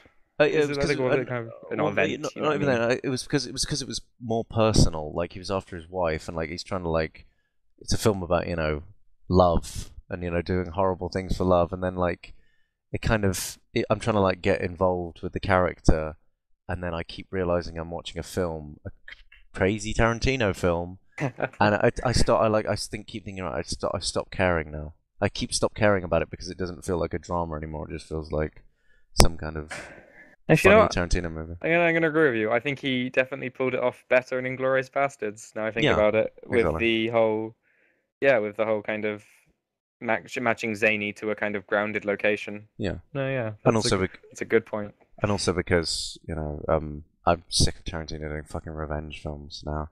Well, he might be doing another one. Though I almost hope he does, just so Christoph Waltz can get a third Oscar. No, exactly. And beat Daniel Day. Yeah, it was just no. Well, I don't know. Is because I thought the big thing about Daniel Day was that it was in the main actor category. Oh yeah, shit, maybe. They're always really willing to hand out supporting actors ones because who did he have to go against? Tommy Lee Jones and Robert De Niro. Actually, no. You know what? I'd say best supporting actor was probably a more contentious category this year than best Who actress. won it again? Waltz. Second Tarantino movie. I think Tommy Lee Jones should have won it. Oh, yeah, true. You like Lincoln more, don't you? That's true. I don't know. Ooh, no, I really like Christoph Waltz. I think he's That's true. the best thing Tarantino's discovered. I only hope that Tarantino keeps making Christoph Waltz movies because if you see what Christoph Waltz does outside of Tarantino, it's Yeah. it's shit. Like he's in Ian. He's in that like what's it called? The Three Musketeers and Epic. Epic, yeah. When he plays that little bug that like comes up and goes, "I'm going to destroy all of you," and it seems so fucking. He always shit. plays the villain as well. Exactly. Yeah. He was the villain in the Three Musketeers. He was the villain in Water for Elephants. He was the villain in the Green Hornet. He was going to be the villain in Epic. At least he was. Yeah, he wasn't the villain in Django. Just because he's German. No, basically. Yeah. Well, that's the point. He was he was the villain in Glorious Bastards, but even then, he was an interesting villain at least. Oh yeah, he was. But no, like, I think he was amazing in that film. I think he plays a really good. I think he played a really good mentor. I think he's. Yeah, he was quite nice. The way he talks I think it's like poetry. I think he talks really nicely. He does. That's apparently the only reason why he was hired, because like they interviewed loads of German people, and apparently German people weren't accentuating the script in Inglourious Bastards correctly. Mm. And apparently, just Christoph Waltz just has a really strange, like magical combination of English and German that we just like, ooh, we get all excited about. There is something about. I mean, I really like people who speak English as their second language. I think they have a much more interesting take on the language. Yeah. I don't know. It's a what's the opposite of a peeve? A quirk, I guess. Yeah. It's interesting. But no, anyway, away from personal taste. Onto Argo. Argo. Which eventually ended up winning Best Picture. I don't get that because like when we were watching Argo, I liked Argo. I thought this is good, but like when we left the cinema, I think we were with you were there, no, you weren't there. No, I saw Argo separately. Okay, so I was with Simon, a friend Jake, and Champagne, and like they all came out and they were like, man, that was really tense. And I don't know, I didn't feel that tension. Like it was, I thought it was it was a good film. I did think it was a good film, but it was like a pretty like step by step telling of it. It was never surprising. I mean, yeah, you knew. Not even plot twist. I would never really felt that engaged with anyone. Like it felt very like cut and dry, like straightly written. Because I thought it was going to be the same problem as Lincoln. Because obviously I know the historical event this is based on and how it all kind of ends up and stuff. Well, I was kind of a bit removed from that sense. But I thought it was a really good portraying of that, and I thought it was quite meta in how it dealt with because it's all about making a film. Yeah. I thought Yeah. that's probably the reason it won Best Picture as well, because the Academy likes films about films. It's why Mhm. adaptation won, I'd wager. And so, That's true. I'd, Well, I mean, well, it's like and also like with because like even like in Lincoln, Thaddeus, like characters like that had an arc. Like they were sort of being dramatic with it still. Like he'd have an arc about whether or not he should sacrifice his own ideals in order yeah, to bring about those ideals. But yeah, but then you'd have but like the only real arc in there, I guess, was that um, what's his name, and Tony, the main character, which guy? Tony Mendez. Tony Mendez. Yeah, Tony Mendez had a kid, and he wasn't a great dad, but then he went home and he was a good dad. Like that Right. was the only real bit. Like I mean, there was drama, but like that was the only real bit of like character I was getting. I suppose. Well, what did Yeah. you think about Ben Affleck? Because Ben Affleck was definitely the kind of it was him. I mean, there was Yeah, there was people, That was there was people like Brian Caston, exactly. John Goodman, Tate Donovan. There were people in there, but it was just Yeah, he was but doing all the work. Ben Affleck walked around with a beard, looked very reassuring, and spoke very reassuringly. Yeah, I mean, yeah, it could have been like a weird documentary set in the 70s. Like if Ben Affleck had been born like 30 years earlier, it could have just been a documentary about him trying to get a movie together. that was one good Like, thing actually. I really liked yeah, how everyone looked. I thought it, and like they you walking through the back, and there was like a Battlestar Galactica Cylon in there, yeah, and that exactly. was, or there was some And there were old mustaches. Star Trek. It Yeah, everyone felt like had the beard 70s. mustaches and kind of played. Was it played? Yeah, played shirts and all that. It was pretty cool. I No, it think was, they probably should have got costume design if there even is one of those anymore. I think there is. yeah, definitely. But so yeah, I'll go on Best Picture. Did you think it was the best film this year? I don't. No, me neither. Yeah, no, exactly. But I think it was because it was pretty inoffensive and easy. yeah, I That's think it why. probably should have got best director actually. Maybe that would have been a nice trade-off I because don't. Yeah, well, I well, don't know. There were more because interesting it was Ben movies. Affleck, wasn't it, who Yeah, yeah. directed it as well? Yeah, I think as a director and actor he pulled it off Yeah, that's fair enough. I just thought there were more more than interesting Tarantino's ever done. films to look at. I just thought Argo. I think anyone could have made Argo. That's my feeling about Oh, it. I see. Yeah, Actually, yeah, true. yeah. Mm, Whereas like Cloud Atlas, I don't think anyone could have made Cloud Atlas. Or, yeah. like, even Skyfall. Like even Skyfall looked nice. True that we can't just assign all the awards to Cloud Atlas as much as I want to. I mean, That's true. So take we've done... take away DDL's Oscar and give it to Tom Hanks. so we've got Argo. What else we got? Done We've got We did Life of Pi pretty We did briefly, Life didn't we? of Pi. Hobbit, We got... The Hobbit. Do you want to do Skyfall quickly? Oh yeah, I guess we probably Yeah, should. Skyfall was a good James Bond movie. Yeah, That is all there is to say about that. I'm impressed. Sam Mendes made a good action film. Exactly. I didn't think he had. Sam Mendes is clearly still a very competent, nice director. Yep. I have at this point nothing more to say because people seem to be fucking butt fucking Skyfall, and I don't understand why. Adele was lovely. Yeah. And she sung a lovely song that I've heard too much on the radio. Yeah, no, I have to sit at work listening to that song 3 times a day. It's like every fucking 5 minutes on Magic FM, it's like doo doo doo, come and see Skyfall. And then I was free of it for about 3 weeks, and then fucking Skyfall came out on DVD. And they're like, you've seen it in the cinema, own the action at home. Doo doo. Wow. I tell you That's what, I didn't yeah. even see Ted, and I think probably everyone needs a best friend is Yeah, a better song than Skyfall. Oh yeah, shit. Yeah, that should have won that. Yeah, best song. but it was never going to because obviously the Oscar. I'm pretty sure there'd probably been riots on the streets if Skyfall hadn't won one Oscar, Exactly. even if it was in a meaningless category. Because people like like everyone keeps saying like, oh, even Sam Mendes was like, oh, it's going to be the Dark Knight of James Bond films. I like what was there that was that exploratory about that? Like at the beginning, like he stroked Bond's leg. Ooh. yeah, like he stroked Bond's leg. Yeah, he's a bit of a weird villain. Yeah, he's kind of like a subpar Joker. Like it was a good performance, but it wasn't that great. And then like what was the exploration? Like James Bond couldn't shoot straight for a bit. Yeah. And then he was like, and then at had the a end, childhood. yeah, he had a childhood, and it was like, oh, you lived in a fucking mansion, but you're a bit ignored. That's sad. And Albert Brooks lives at your mansion. And I'm not sure why Exactly. Like he just did Big Fish and then retired in the Skyfall mansion. But yeah, like just it. There wasn't like James Bond. I still don't think he's a character. He's just a bit of an asshole. Well, it's when when you've been changing actors on a character for a while, it's really hard to make him a character because he can't develop. Yeah, This is the exactly. problem. If he develops, then there's problems. Exactly. Like at least like Bruce Wayne at the end of Dark Knight Rises can be like, right, I'm not doing this shit anymore.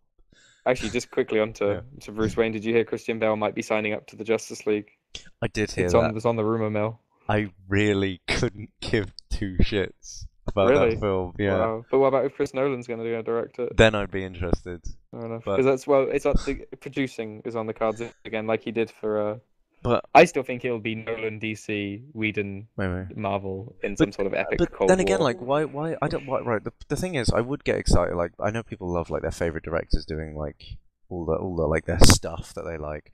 But what the two most interesting movies that Christopher Nolan has ever done is Memento and Inception, and those are movies when he chose what the project he wanted to do. Oh yeah, I mean I don't even think he I likes don't like DC. yeah exactly. That's I the don't. problem. Nolan does films well, but like I think like yeah I mean it's really in the writing it stands out because I think a lot of people could have just filmed The Dark Knight nice.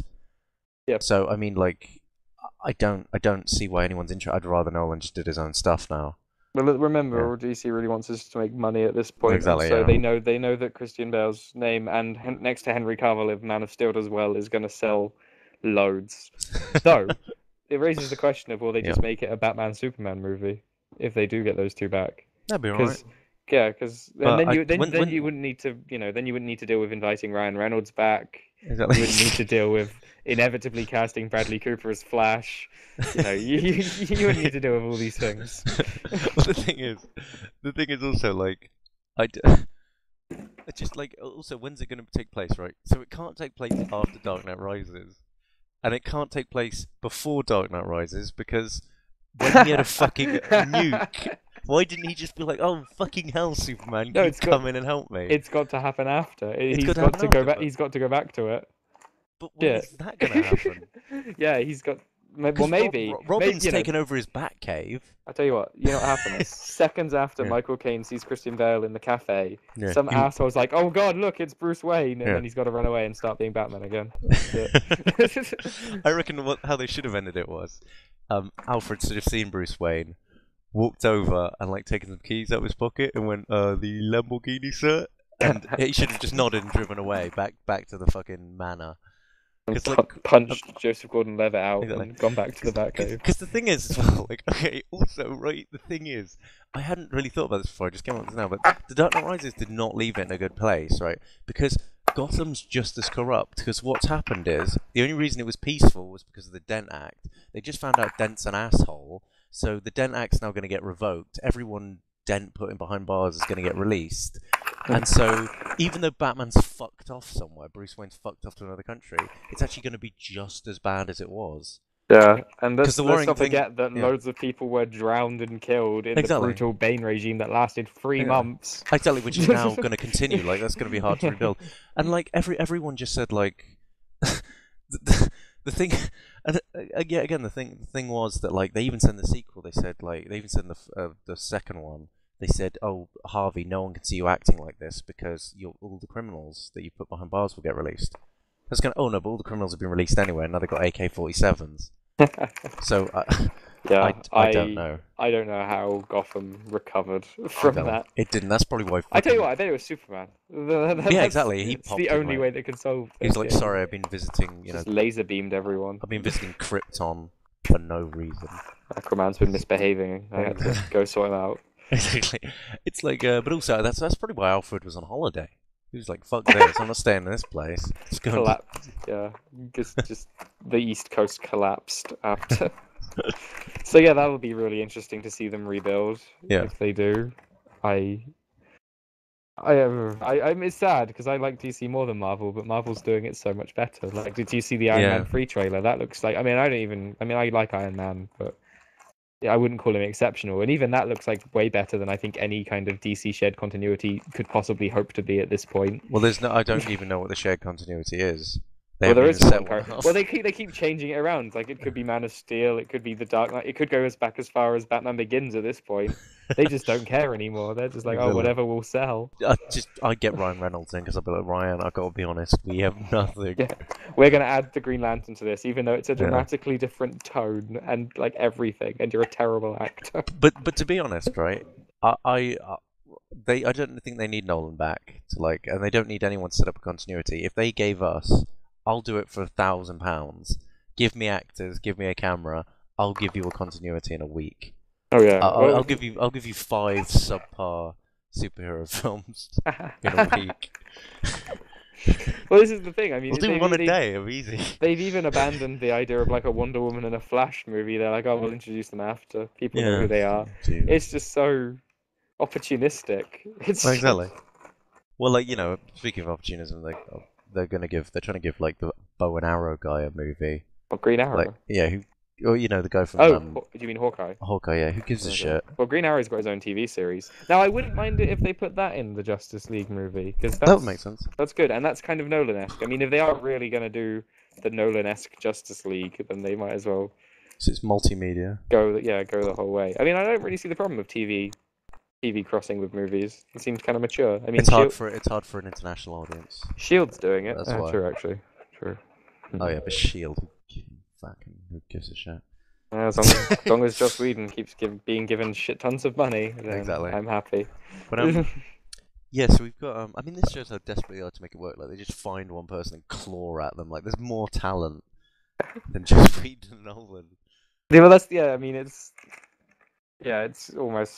pretty sad. I don't know. I mean, I don't even think in an ideal world, Man of Steel is a good idea to link to the Justice League. Like, I mean, obviously we haven't seen it yet, and he might be a really good generic Superman. Yeah. But he seems like a Nolan Superman. He is. He's Nolan's the producer. It doesn't. Yeah. Everyone's gonna be Nolan. Yeah, you need a blank slate.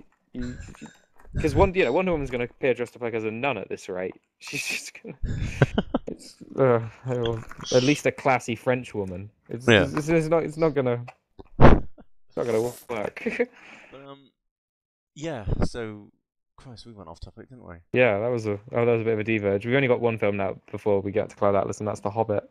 So I like The Hobbit. I think it was the perfect length, and I'm glad they're making a trilogy.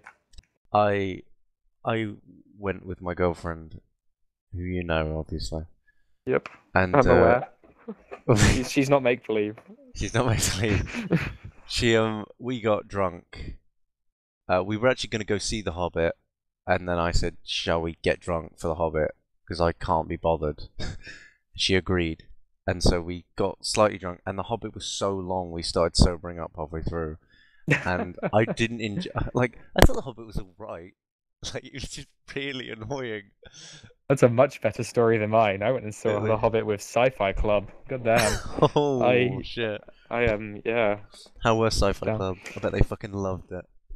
Yeah, Sci-Fi Club were generally pretty okay with it. A depressing amount of them hadn't read anything to do with Tolkien, though I guess it's sci-fi. Though we don't watch much sci-fi either. Like, I'm pretty sure the few times I went, we watched things like Supernatural and kind of Arrow. There's, I mean, I went wearing my fucking Edward James Olmos t-shirt. Really? I was there to be a sci-fi nerd, but no. Fair enough. That's depressing. But anyway, the Hobbit. I think that's when you know, like, a sci-fi club's really sad. When I would say that's depressing, that they're not depressing enough.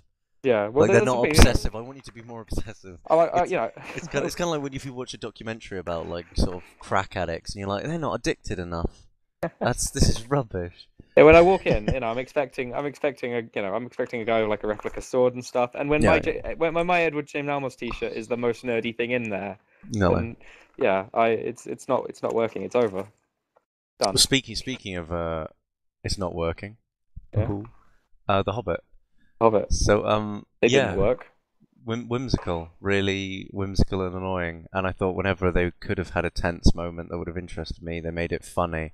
And it's not even that it wasn't. It's not even just funny. Like making it funny is fine, but it's just everyone spoke like this. Up de doo, all the trolls. Oh, look what you've done! You put the newt in a pot. Oh, that's all it was to me. It was really annoying. And I've read The Hobbit, and I swear to God, that troll scene where like they keep them up all night is tense. Or something. I swear to God, wasn't. Yeah, it was. Well, yeah, there was. They were. There was the threat of being eaten, and they were trying to talk their way out of it. Yeah. So you didn't find it tense in the. I just every time it was just unfunny. You sure you weren't just giggling because you were really drunk or something? I was just watching a bad comedy. in Okay. my eyes. What I about that yeah. the really the heart-rendering scene where they're juggling all the dishes and Oh, singing and that's fantastic. That's the one you could tell the difference. Like also the tone, right? They're fucking juggling dishes, and then they yeah, have a really sort of intense sing song about like that's what Bilbo Baggins hates. exactly. Oh, you're Yeah, talking about the other song afterwards yeah, about like the death of their people and yeah. stuff. Yeah, Like that was that a was a good tonal song. shift. Yeah, that was good. But yeah, like that bit, and then but yeah, the plates. Like you could tell fucking Peter Jackson had written that, and oh god, it was just But that's how interesting fact. That's how Peter Jackson perceives his own life. That's how everything's a whimsical. Maybe that's what New Zealand is like because I've heard people in New Zealand are very happy. But and also the just fucking it was like every bad fucking Gimli scene, but just Well, like there times were 13. 14, Yeah, there were 13 Gimlis. 13 Gimlis, just unrelentingly. Like even James Nesbitt, I could like seriously, James Nesbitt. I'm thinking of the right guy, right? Yeah, he's a Yeah, dwarf in that. James Nesbitt. I just like I could tell it was James Nesbitt wearing a shitty little beard, and like I just at no point did I believe. I forgot the character's name immediately. It just looked like James Nesbitt messing around in the set. Like I didn't get the feeling that any of them were like people except for the main one. And even then, they tried to do the whole "Oh, Bilbo, you're holding us back" What do you kind of mean, shitty little story arc. Borin Oakenshield's Yeah, name? Well, I don't remember. I'm sorry, I really don't remember any of these characters' names, which might make really? me seem See, like I just an remember asshole. them all. You got, they rhyme. It's Feely Keely, Oin Gloin, Dwalin Balin, Biffa Bofa Bomba, Dory Nori Ori. It's really easy. Yeah, but my version of it rhymes: Gimli, Gimli, Gimli, Gimli, Gimli. No, there were a couple. I mean, even in the book, there was only 400 pages, so you didn't have much time to distinguish them. But you kind of did. I mean, there was the fat one, there was the archer one, there was the young one. That was about it. There was the two. There was the old one and the bold one. But I mean, you don't have time to distinguish them, but they're all so annoying. Like they were just constantly annoying. And like most of the times, if you watch characters undeveloped, you're just like, yeah, they weren't interesting, but they were just really fucking annoying. True. Well, if you remember in the book, the Yeah, only time any of them ever got like special mention was like when Bomber was too fat, so he had to be like carried or stuff, yeah, and when the guy was too young and didn't have a clue what was going on. So yeah. they were never supposed. They were always supposed to be kind of the things that were taking Bilbo out of his element. But Sure. I agree. When I'd have rather they'd just left out all that like white troll shit, like following them, the white orc or whatever it's called. Oh, the goblins, do you mean? Yeah, Or yeah. I no, really, or the warg? Do you mean the ones inside the mountain or the ones on the wolves? yeah, the ones in the wolves. I Okay. wish they'd just left that out and just got to Smorg and been like, yeah, what's up? Let's get this done in a film. I'd have made Well, it 3 hours and just made them get to Smorg. now you got two more films, Yeah. and you get 26 more Gimlis. Isn't that a prospect? And also the thing is, they're so annoyed that like they're so annoyed that they can't put in more walking. That they have like at least in Lord of the Rings, they got to Mount Mordor and then they just flew off on those birds. Speaking of which, by the way, is the most bullshit way to get. I don't remember the eagles being in the book. And they just pull the eagles out their ass. Like, in the fucking Lord of the Rings, it was like, alright, maybe, yeah, that was kind of stupid and annoying, but whatever. Like, maybe they've got, like, fucking anti-air, anti-eagle, like, fucking magic Yeah. in Mordor, so maybe you can't get there. But the fact that they just fucking pull the eagles out their ass at the last minute, and they're always on call. And They are there. They're even a taxi service. Gandalf even, like, finds a fucking... Oh, fuck it, I don't know. Wait, what does Gandalf fight? Is this when he like calls the little thing to go get them? He finds a moth, and like they must be near because that moth is not getting far. Like it travels. Like it's like if I asked you to call someone, you just stand there and call them. But he says, go and get them, and he leaves. So clearly he's gonna go find them. Like he's not like wirelessly doing that shit. Yeah. Oh god. But anyway, so the eagle, right? That pissed me off. That's Really pissed me off. it doesn't sound to me like you liked The Hobbit that much. I didn't like. I There were bits because I like bits and bobs of it, but when it annoyed me, it really annoyed me. And just, but no. So the Well, you'll be happy to hear it only got nominated in 3 pretty shit categories. So good. Well, So, I say that. Sorry to anyone who works in production design, makeup, or visual effects. and yeah, one second. Yeah, come in. What's that? In a minute. We're almost done. So Whoa, no. I'll see you in a minute. Where are you going? Oh, ooh, I might go to Tesco's, but not right now. sorry for the No, technical I won't. interlude. I'll see you in a minute. I'll see you in a minute. Alright. But if you want to go soon, then we've only really got like 2 films left, I think, at this No, point. it's fine. What was I saying? Anyway, so yeah, the Hobbits. What was I saying before the Eagles? I was getting somewhere. You were talking about how much you hated the Gimlis and the songs. What about the whole kind of council and Radagast? I thought See, Radagast was now pretty good. that was a well done bit. Like they're trying That's to. just because it reminded you of Lord of the Rings. It did remind me of Lord of the Rings, but the way they're trying to work Lord of the Rings into it, that was good. Okay. What That about was Radagast? that was good setup. I liked all of that. What about No, Sylvester McCoy wandering around the wilderness covered in bird shit? right. Is that the brown Yeah, fucking no, Radagast, the that mushroom was nut that was with so the sled of bunnies. that was so shit. Oh really? Like, because it started off, you know, the way he's like helping the hedgehog, and the hedgehog is like, Yeah, the hedgehog's like dead. bad CGI, just going yeah, and he's going ooh ooh ooh. He's as soon as I saw him in the trailer, I thought this guy's gonna fucking piss me off. And the way everyone was complimenting it was like, oh, they've even taken like a one-page character and made him take up 40 minutes of my time, and it was like, yeah, he feels like a one-page character. Why the fuck is he in this movie? Yet again, just get rid of that. Well, because Get them to Smorg. There is no reason why this is a trilogy. And he should be actually, the third most powerful wizard in the books. So having, there's only 3 of them. no, there's 5. Oh fucking You hell, just he's the never third most. you never see 2 of them. Oh, But I that's bet you besides the do. point. Oh shit, well they got 0 pages, so they'll probably have like 1,000 hours. Well, he even mentions. Remember, he even mentions them in the film. He's like, "Oh, there are 2 blue wizards, but I don't remember their names. They're that inconsequential." I don't remember anyone's names. Well, So he was called Radagast the Brown, this is and it. So yeah. he was in control of all of nature, which is a pretty big responsibility, really. Well, I good. mean, you know, Yeah, like so it's like a you're guy who complaining works in a about the sewage Eagles, plant. I don't want to fucking see it. I don't want to see his job. but Okay. he sets up Yeah. that bit with the necromancer and stuff, and he's like, "Oh yeah, I beat the ringwraith thing down and stole the sword." It's like, "Yeah, Radagast, good job, Radagast." And then no, this is what annoyed me, right? So the Lord of the Rings, they get to Mount Mordor and Mount Mordor, they get to Mount Doom, and then they fly back. This movie is so annoyed that it doesn't have enough walking. It's like, yeah, we're going to show you getting a Smorg, and then we're going to show you them walking back, all the way back. That's the last third film. The third film, or the end of the second film, is going to be them walking, and there's more walking and more traveling. Well, And I until don't he need gets to to see it. Shire, and Yeah, he's like just really happy again. exactly. And like, I don't care. That's understandable. What about the? I'm sorry, you like it, and I'm I gonna mean, try and salvage you liked it something from because you this. enjoyed it. You liked it because you just were like drawn in by it. I just couldn't get into it. Fair enough. Well, yeah. I mean, I'm impressed I got into it, especially surrounded by a sci-fi club. But actually, no, I take it back. I like sci-fi club. I only went 4 times, but I like sci-fi club. But anyway, I went to Anime Club twice, and that was well, it's weird. because I know at least 3 people from sci-fi club watch this, so I gotta try and Okay. appease them. The people in Anime Club smell.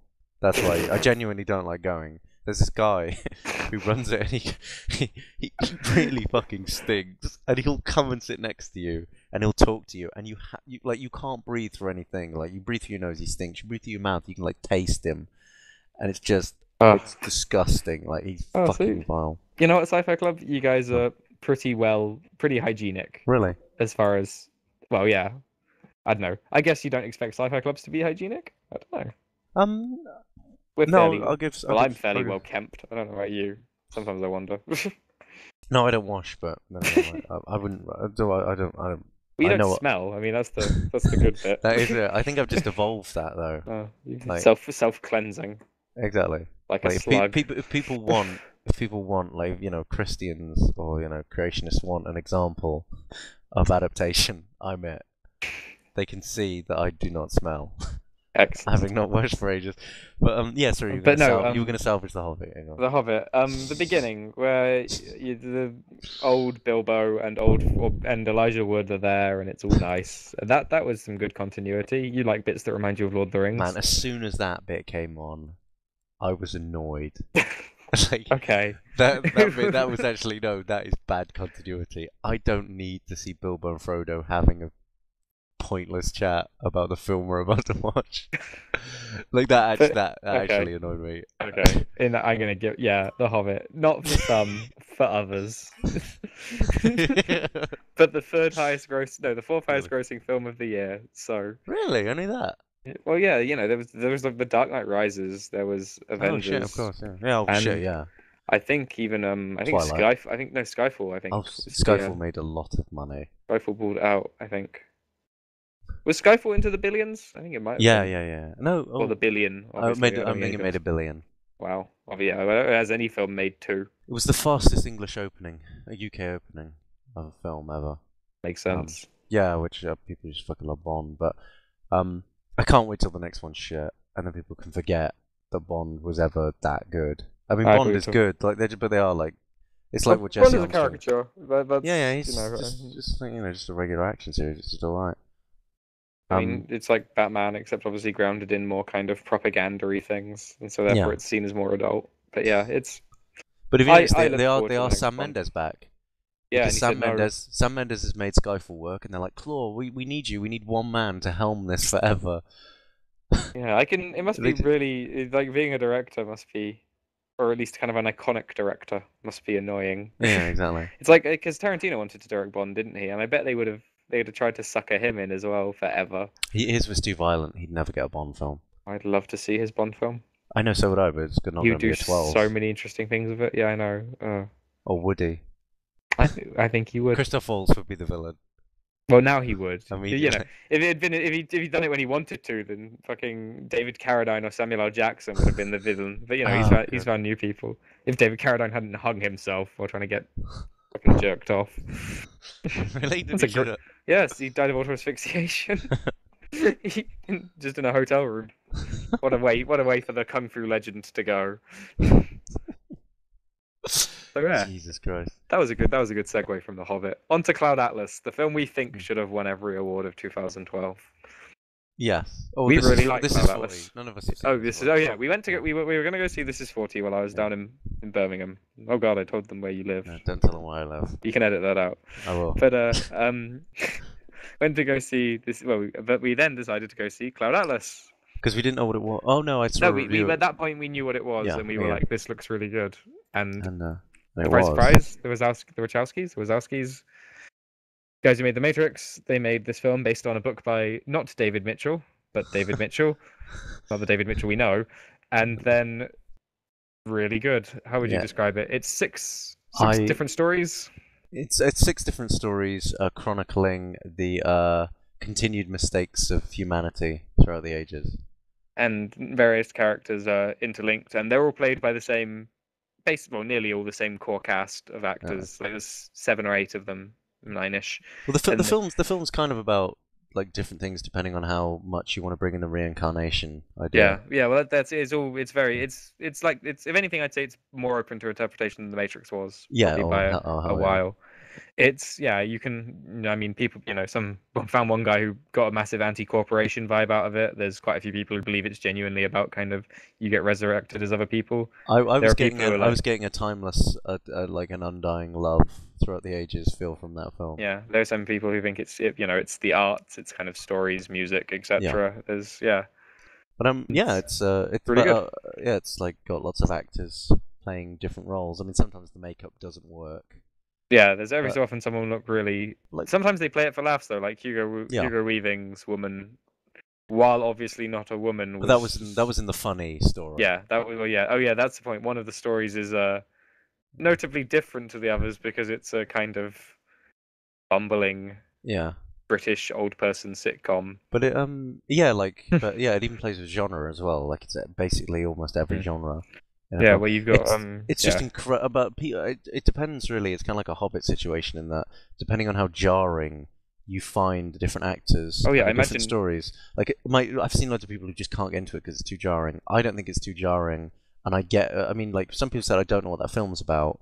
I think even the fucking tagline saying everything is connected basically says what that film is, fundamentally about. Yeah, I mean, I can understand if you were taken out of this movie that you wouldn't you'd either have a hard time getting in or you wouldn't enjoy it. But to say you didn't get what it was about, Yeah, they state it. I mean, yeah, there's like, oh, the Cloud Atlas Sextet. yeah. It's And you get fairly six. apparent. Yeah, exactly. And you get six. You get six good. Well, maybe I I'd maybe say five good stories. I don't know. I think the first half of The Unfortunate Tale of Timothy McClavish or whatever it's called makes Jim Cavendish, I think. yeah Tim. Yeah. Tim.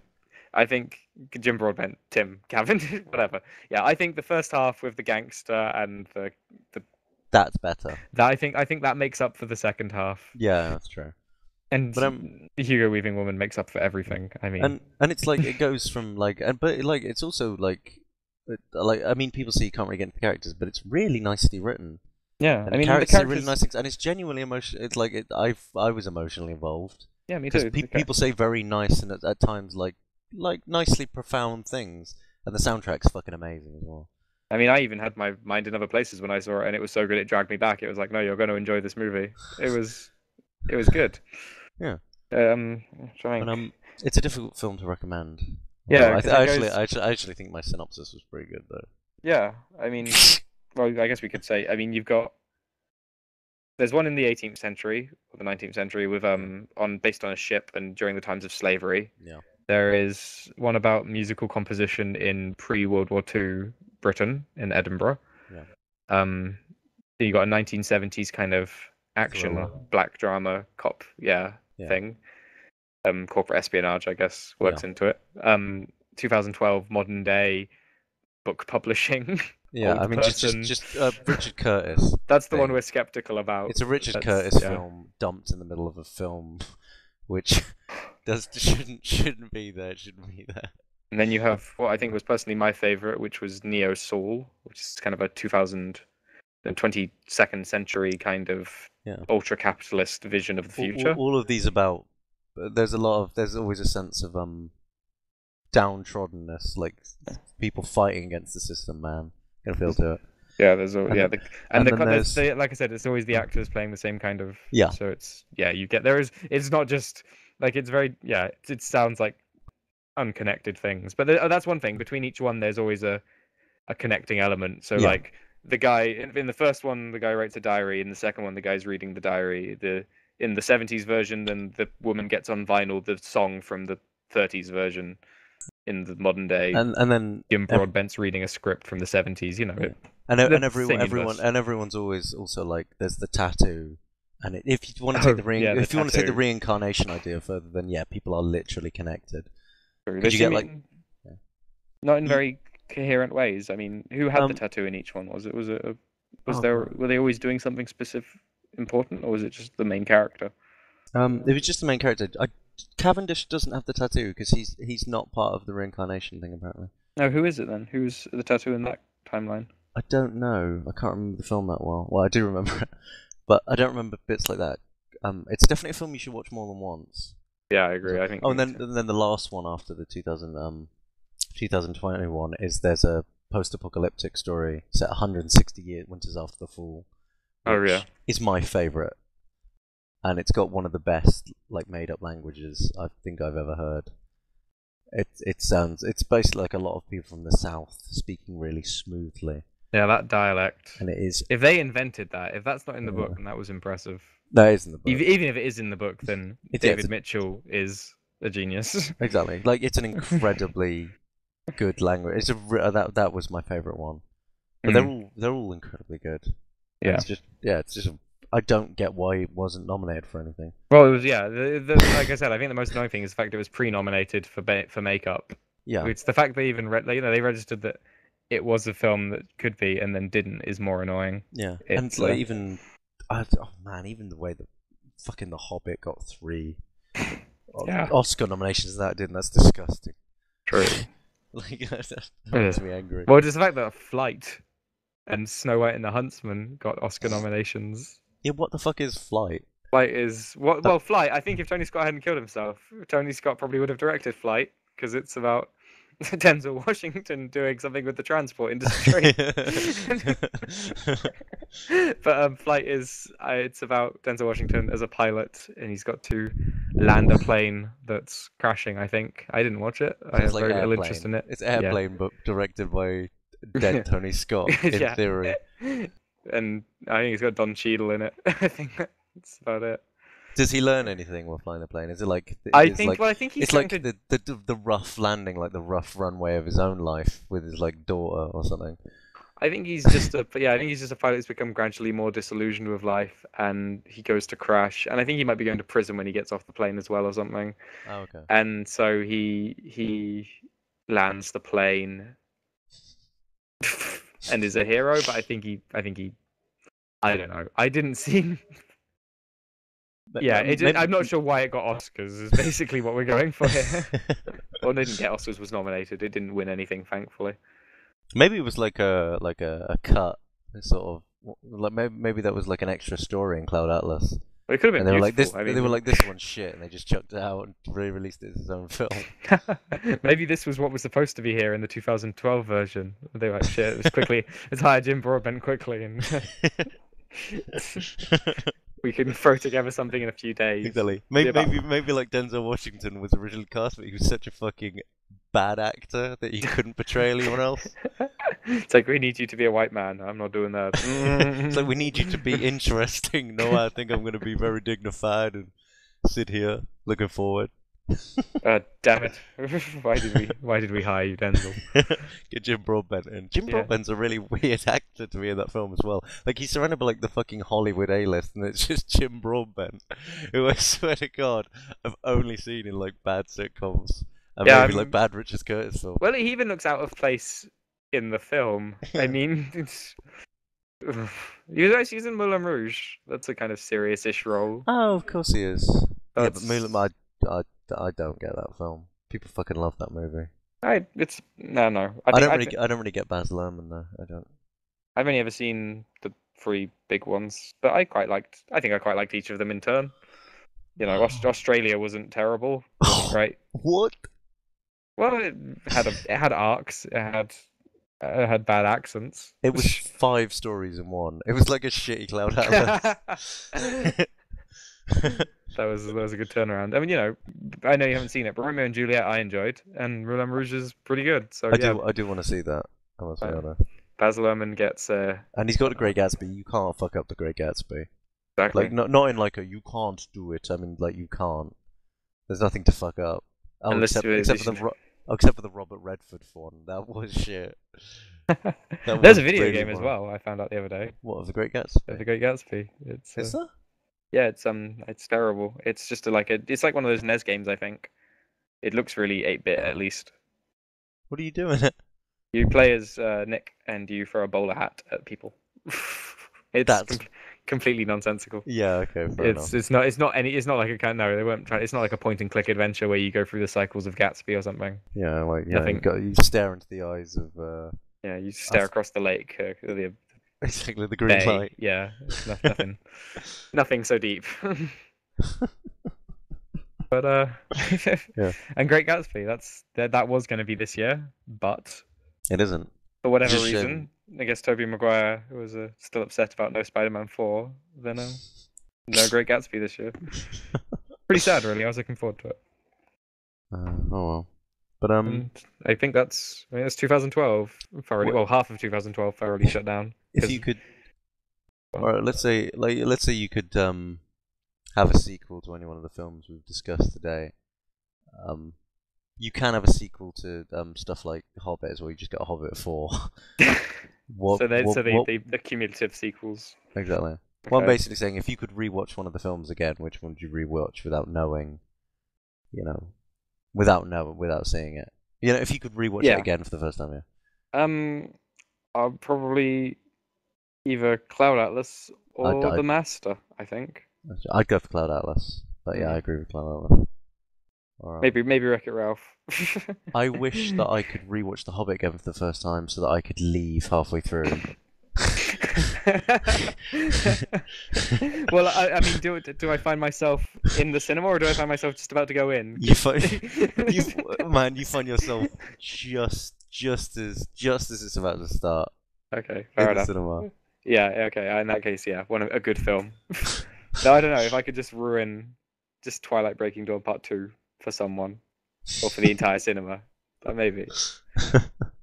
Which they're apparently remaking, so I guess I'll get that chance soon. When like They are. There's a fucking when I'm reboot. 32 and Breaking Dawn Part 1, the second time round, has just started coming out. I can God, go that's ruin it for depressing. a bunch of 15-year-olds at the time. Why can't we reboot good stuff? Well, shit stuff. You only want to reboot shit stuff. I guess that's why I need to reboot. Well, yeah, but they, and unless they like hire Zack Schneider to do Twilight. He turns out to be so good. They're like, Zach, do every one. Do every one. Yeah. Oh, and we got this guy called Chris Nolan to produce. God, can you imagine it? Like everyone would wear suits. Yep.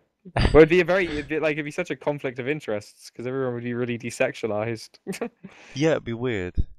It'd be Yeah. like, I love you, but it interferes with my morals of not loving. There's a plan. Exactly. I've got to stick to it. Oh god, and they'd spend so long explaining how vampirism works. Definitely. There'd just be really detailed explanations. It'd be really interesting, but it would be like really fucking. It would be Joseph Gordon-Levitt just walking around. Like yeah, he'd definitely be what's he called? Edward's brother, Jason. I don't know. Jacob. No, Jacob's the werewolf. Oh yeah, sorry, you mean the brother? Yeah, the Confederate brother. That's who Joseph Gordon-Levitt would be, but he'd have a massively expanded role. Yeah, exactly. And plus, it would be about 3 hours, like 2 and a bit hours long. Each one. Each one. And one of them would be written by David Esquire. David Esquire. It'd be shit. Because David Esquire always ruins stuff. I don't know why. I don't know why people let him do stuff. But shit. Oh no. Speaking of Joseph Gordon-Levitt. Oh, Looper. Did we actually talk about Looper? We didn't talk about Looper. Yeah. You've seen Looper, right? No, I didn't see Looper in the end. Well, you guys came back and told me it was terrible. So Yeah. I was like, whatever. I don't. Where are these 5 stars coming from? It's not. It's just. It's like Bruce Willis is just sort of thrown in the back. It's just like. It doesn't turn out to be the film you think it would be, which is fine. That's not a bad thing. It's just that, like little things. It does the thing where it like hints at stuff, like it's sort of just the the small hint. It kind of does like the Wreck-It Ralph like hints. It's like, yeah. You know what's coming. You know what's coming. But all the hints lead up to basically a shit story that makes no sense. No, I'm not just talking about the time travel stuff. I'm talking about like people's plans, what people do. Like one of the things is that Bruce Willis is going to go and kill. Basically, there's a kid who's going to grow. The kid's an awful actor, by the way. The kid is going to grow up. Like, there's a really funny scene where he's just like screaming, and it just looks like a kid having a tantrum in a supermarket. Like it doesn't. Did it look like a bad like Asda advert? Or something? Just him going. Just anyway. Wow. So the kid grows up and knows that Bruce Willis has killed his mom in the past. So what he does, cleverly, is he sends Bruce Willis into the past. Now... Wait, so he sends him back to a time when he was a child? Oh no, actually, not even that makes sense. No, because because the kid's an angry asshole, and then it turns out that he's an angry asshole because his mom got killed, and then Bruce Willis goes back in time, and it turns out that Bruce Willis killed his mom, even though Bruce Willis... hadn't killed his mum at that point. Hadn't killed his mum the first. I guess people say, oh, it's in the loop, but I mean, literally, there's not a loop. That's that's It's not even self-perpetuating because the first time doesn't even happen. Like we see it on film that it doesn't happen. I was there, and I saw it not happen. So I mean that film's just unlike this shit about like oh you cut so like there's this thing about like if what you do is your past self, even if you're in the same time, it affects your future self. So if you cut off limbs, like your limbs fall off, but it's weird that your limbs don't fall off 10 minutes ago, they fall off then when the camera's looking at you, because so you're doing stuff that you wouldn't even be able to do because your limbs would have fallen off ages ago. But one of them is about memory. Like if you change the past, like your memory starts to go. Basically, Joseph Gordon-Levitt does something. And spoilers, by the way. Joseph Gordon-Levitt does something, and Bruce Willis, he does something that means that event could never happen, and Bruce Willis is standing there forgetting it. But I guess Bruce Willis thinks so hard that he thinks outside the space-time continuum because he's like, oh, I remembered it again. And it's just like, oh god. Wait, who's the good guy? Is it Bruce Willis or is it Joseph Bruce Willis Gordon-Levitt? spends the entire time off camera killing children. So Joseph Gordon-Levitt is I guess Joseph Gordon-Levitt is the good guy. Well, because they're the same guy, aren't they? That's Yeah. that's not kept a secret, is it? There's actually a really good bit in which Joseph Gordon-Levitt, right? He shoots himself to stop Bruce Willis from doing something, stop Bruce Willis from shooting a kid. But I've just thought, right, if you hurt yourself, that injury happens to someone else. Joseph Gordon-Levitt could just shoot his hand off. Oh yeah, he could. Well, is it kind of debilitating injuries or is it just being hurt? Like, yeah, I guess no. You've got to do something with the surely blast you if he is. well, no, yeah, well, maybe I don't know. Just like punch yourself in the balls enough time. Exactly, yeah. It's like tear a nut off. Like, how does it work? That's really vague. Yeah, it's really vague. And also, like, if he'd have blown his hand off, right, like Bruce Willis will be standing there and his hand will disappear. Why didn't Bruce Willis's hand fall off like 30 minutes ago, so like he couldn't grab onto something? Like when the limb falls off, it's like completely random, seemingly. So it's not connected to the actual limb being. Yeah, it's just it's so. See, this is the problem because time travel can be good. No, time travel would be great. When you like, fuck it up, Primer. I don't think Primer is like it's way too annoying to follow, but overall, I get Primer for the most part. Primer actually has thought through its system. It's fine as long as it's like logically coherent, but that one internally coherent. But that one is not internally coherent. It changes its rules all the time. Even like plot-wise, like there are random plot devices that they just say, yeah, no, actually that's not the case now. It's sad, is because they advertised it as such a good film as well. Like, obviously you advertise all films as good. You know what I mean? It seemed promising. Yeah, even Empire gave it 5 stars. Like people have gone fucking apeshit over that movie, and it is stupid. And it's not even because like I'm being picky about the plot. It's also quite boring, and it's just like the characters aren't interesting. See, I think that's the thing about The Hobbit. Like, I was having fun, and so therefore I was willing to overlook quite a lot. I would have enjoyed Looper had I had fun, and I'd have enjoyed The Hobbit had I had fun. Fair enough. Yeah. I mean, like is it because people are complaining about 3 hours and stuff, and like there's going to be 2 more, and I was like, if they're all as fun as that, then ramp me up. But yeah, if you dislike that, then you're gonna dislike. It seems pointless. So, I'm gonna go watch them all. Yeah, well, for me too. I mean, yeah. I think at this point they're the closest thing we have to a Star Wars. So, basically. Or like, though we are getting a new Star Wars now. So. That's true. By J.J. Abrams. I reckon in 20 years' time they're going to try and like regather like Orlando Bloom, Viggo Mortensen, do some sort of Lord of the Rings continuation for some money. Just turn up. That'll be shit. Ian McKellen and Christopher Lee will be long dead, so they'll just be CGI versions of them. They'll CG them and it'll be disgusting, but they'll do it anyway. Oh, by the way, again, JJ fucking Abrams. You always just, you need one guy. He's the only talent in the world who can make reboots of old shows that aren't relevant anymore. Star Trek and Star Wars. Yeah. Basically, why? I know. Oh, he's already boiled down Star Trek to its most like base thing. It's about action. Yeah, it's always been about action. Yeah, it's an action film. Yeah, that's what it's about. We tried to cut down on the amount that science fact was inhibiting the enjoyment of the franchise. It's like, no, Star Trek was about science fact. It wasn't about enjoyment. Exactly. Star Trek was a bunch of like, I like it, but it is just a bunch of quite boring people sitting in a room talking about stuff. But that's what you signed up for, and that was good. Like, except in the movies, then you signed up for zany fun. That's why they were mostly shit. But I guess at least with Star Wars, then J.J. Abrams is more suited to making Star Wars films than. Well, to be honest, I mean, like, as long as it's not as bad as the old one, who gives a shit? True. Like, well, always been bad. Yeah, I mean, I'm not even. Actually, no, I can see how it could be worse than Attack of the Clones. That is the worst one, I think. I agree.